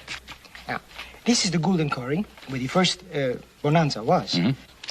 This is the Savage Mine, Belcher, and this is the Thunderhead. Now, the pockets are here and here. This is the boundary that is between the Golden Quarry and the Thunderhead. Now, I think that this is where we saw the silver, just below the boundary line. Then you do think we were on Golden Curry land? It's a possibility, but how can a man be sure? I first must get the legal description and check it against the map. How long would that take? 5-6 hours. That long? But then we can be sure. And if it does check out that we were in Golden Curry land, I can take that information to the government engineer and have Cunningham and Company blown right out of the Comstock. I hope so. Then I'll see you in the morning. Mañana, ¿eh? Mañana, señor Cartwright.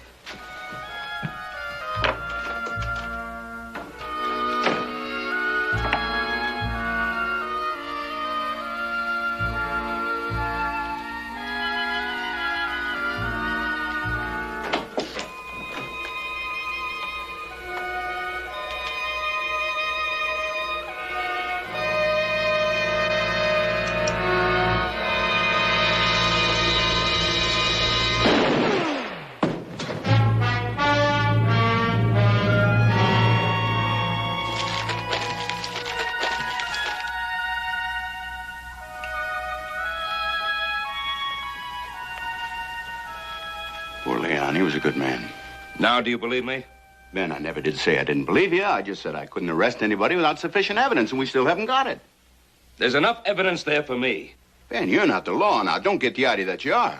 If there was a shred of evidence to go on, I'd follow this thing through all the way, even if it meant killing the best news this town has had in months. But I haven't got it, and neither have you. So you stop pushing me, or we're going to lock horns. I'll find you the evidence. You do that, and the sooner the better. But make sure it's proof.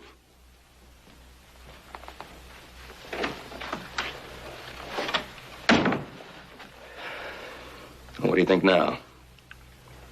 What do you want us to do, Pa? I'm riding in to see Jock McPherson. Take care of things here. I'll see you in town later. Right.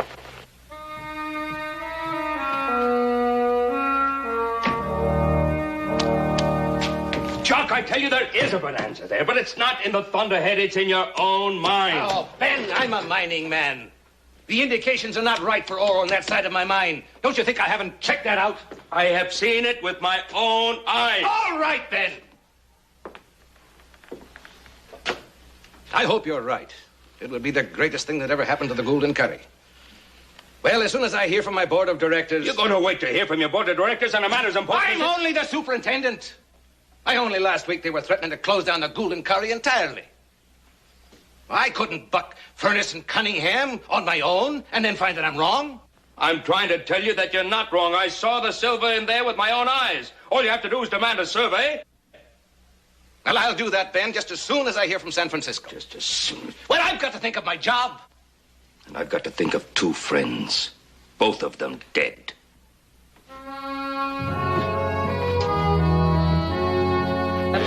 Friends, there's scarcely a man here who doesn't own stock in the Thunderhead. And if you don't own stock, you all have your own businesses around town. But every one of you stands to gain from what we've found in that mine. But there is one man who stands to benefit enormously by seeing Virginia City fold up and become a ghost town. But a man who would like to extend his tentacles and devour everything on this side of the Washoe, the same as he's eaten up everything on the other side of it. Well, the man who stands to gain the most by spoiling Virginia City's greatest boom is Ben Cartwright.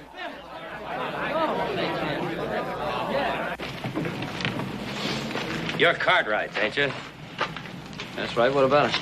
Where do you get off talking down this Thunderhead strike? Look, mister, we don't want no trouble with you. You don't, huh?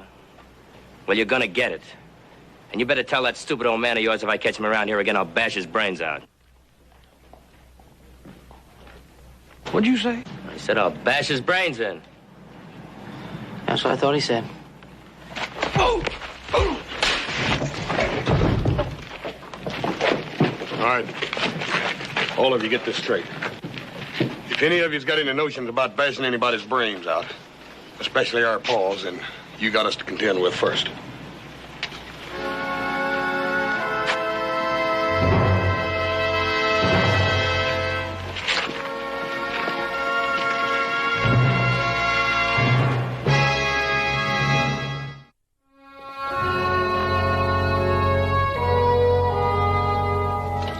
Now, who else do you want me to turn to, Watkins? You're the resident engineer for the Virginia City area. I'm not arguing that point, Ben. Of course you turn to the right man. That's why I'm here. Well? But you're making some pretty serious accusations. And Furnace and Cunningham are important men. Now, I've got to have something more concrete. The Flores had those charts. He and Bronson charted out the whole Thunderhead area. Do you believe that? Of course I believe it. I've got copies of those charts. It's a government regulation. Then what else do we need? Ben, the federal government cannot move on mere suspicion. Now, look. I have reason to believe that the Thunderhead is tapping a rich pocket in the Gould and Curry mine. The only way that can be proven is by making an underground survey. Now, I have no idea how to make an underground survey. You know how to do it. That's your job, isn't it? Well, of course it's my job. But, Ben, I cannot go into that mine without the express permission of Cunningham and Furnace. Now, that's the law. You're telling me you won't go into the Thunderhead? I'm telling you I can't go into the Thunderhead. Not legally. Well, how about illegally? Now, look, Watkins, you've known me for a long time. I'm not the kind of man who goes around breaking laws, but we've got to get to the truth of the matter. I don't know. That mine's got to be well guarded, Ben. Well, Leon and I got into an old abandoned air shaft. Yeah, I know about that air shaft. Oh, they've got to have a guard on that by now. Now, look, suppose we take Hoss and Joe with us. Now, if they can distract that guard long enough for us to get into the air shaft. Well, you're treading on dangerous ground, Ben. But Jim and Leon were my friends, too. You make the survey. And I'll probably live to regret it.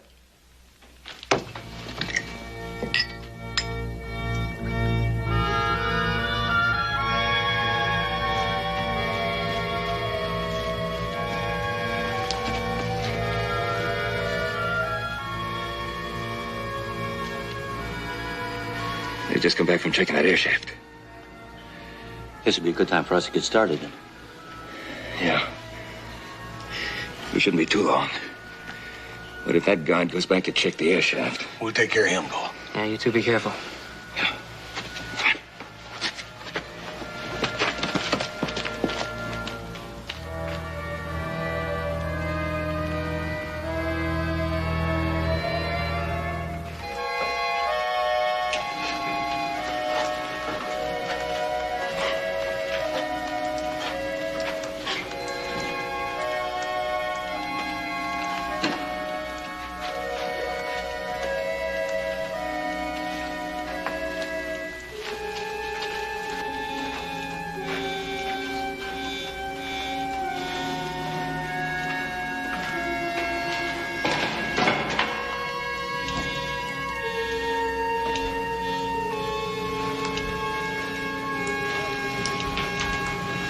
No, first you gotta run the tunnel down. This side, and then you this.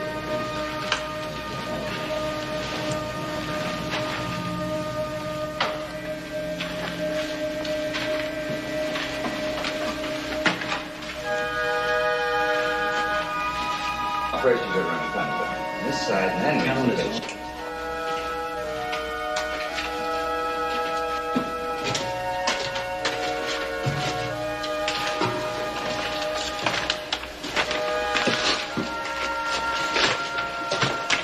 What are you doing?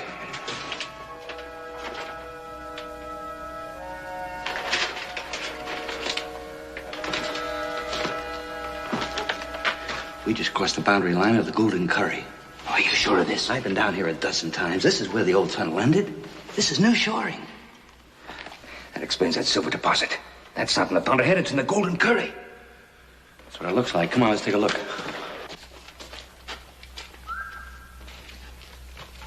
You better let me get a fix on this ore phase, Ben.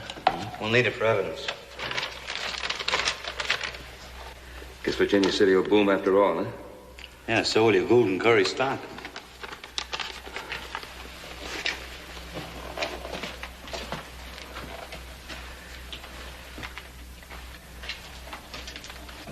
This side, and then we...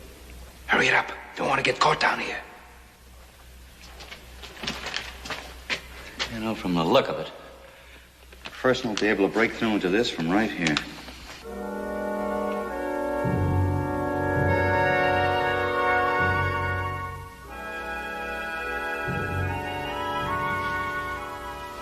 Come on, let's get him.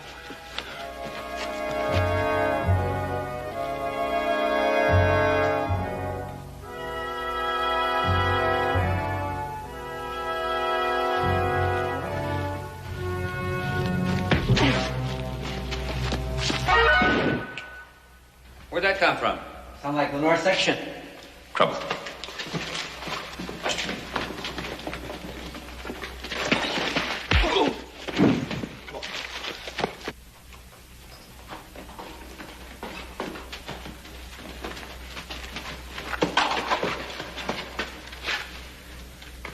Otto, take a couple of men and check the tunnel entrance.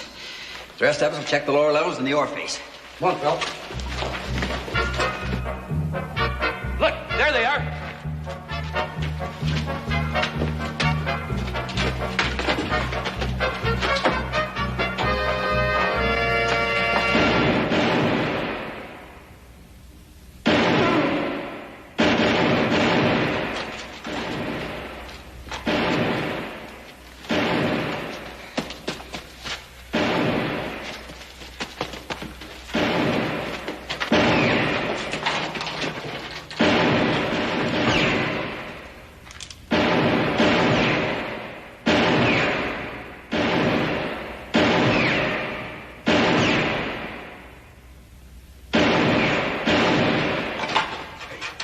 this thing moves. Okay, well, let's move it.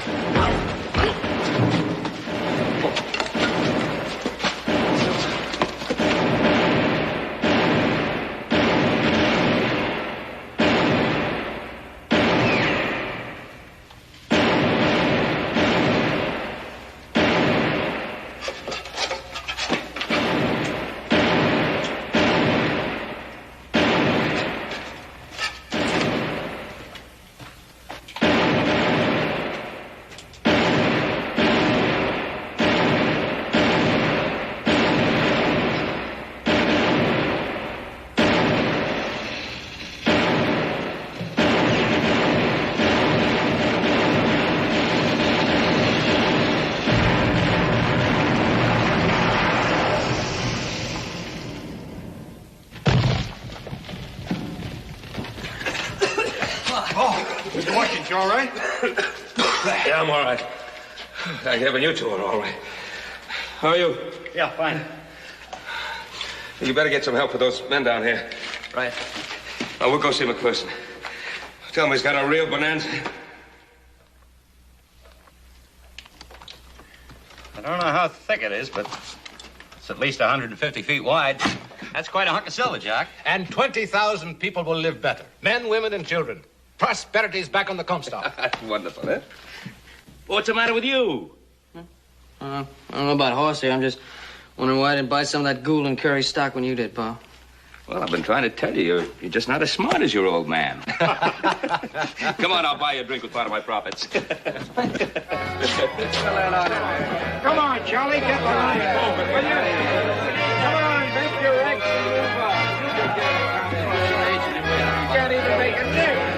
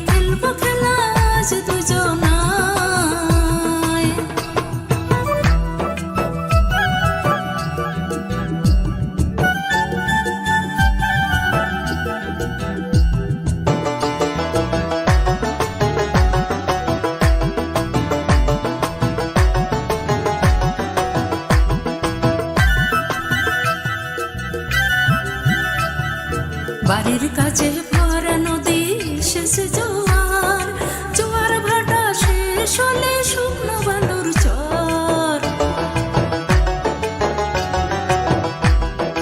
বাড়ির কাছে ভরা নদী শেষে জোয়ার জোয়ার ভাটা শেষ হলে শুকনো বালুর চর ঢেউয়ের তালে তুলতে চলে আমার নাই চর চল নৌকা ডুবি খেলবো খেলা আজ দুজনায় চল নৌকা ডুবি খেলবো খেলা আজ দুজনায়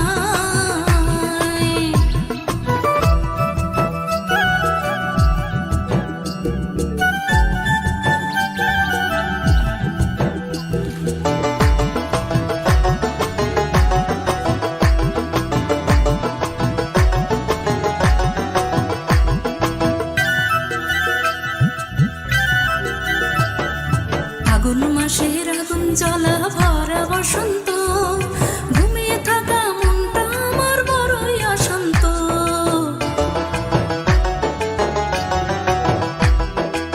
ফাগুন মাসের আগুন জ্বলা ভরা বসন্ত ঘুমিয়ে থাকা মনটা আমার বড়ই অশান্ত প্রেমের গাঙে সাঁতার কাটলে হাতটা আমার ধর চল নৌকা ডুবি খেলবো খেলা আজ দুজনাই চল নৌকা ডুবি খেলবো খেলা আজ দুজনাই ভালোবাসার পুরুষ পেয়ে অস্থির আমি গেছি হয়ে ভালোবাসার পুরুষ পেয়ে অস্থির আমি গেছি হয়ে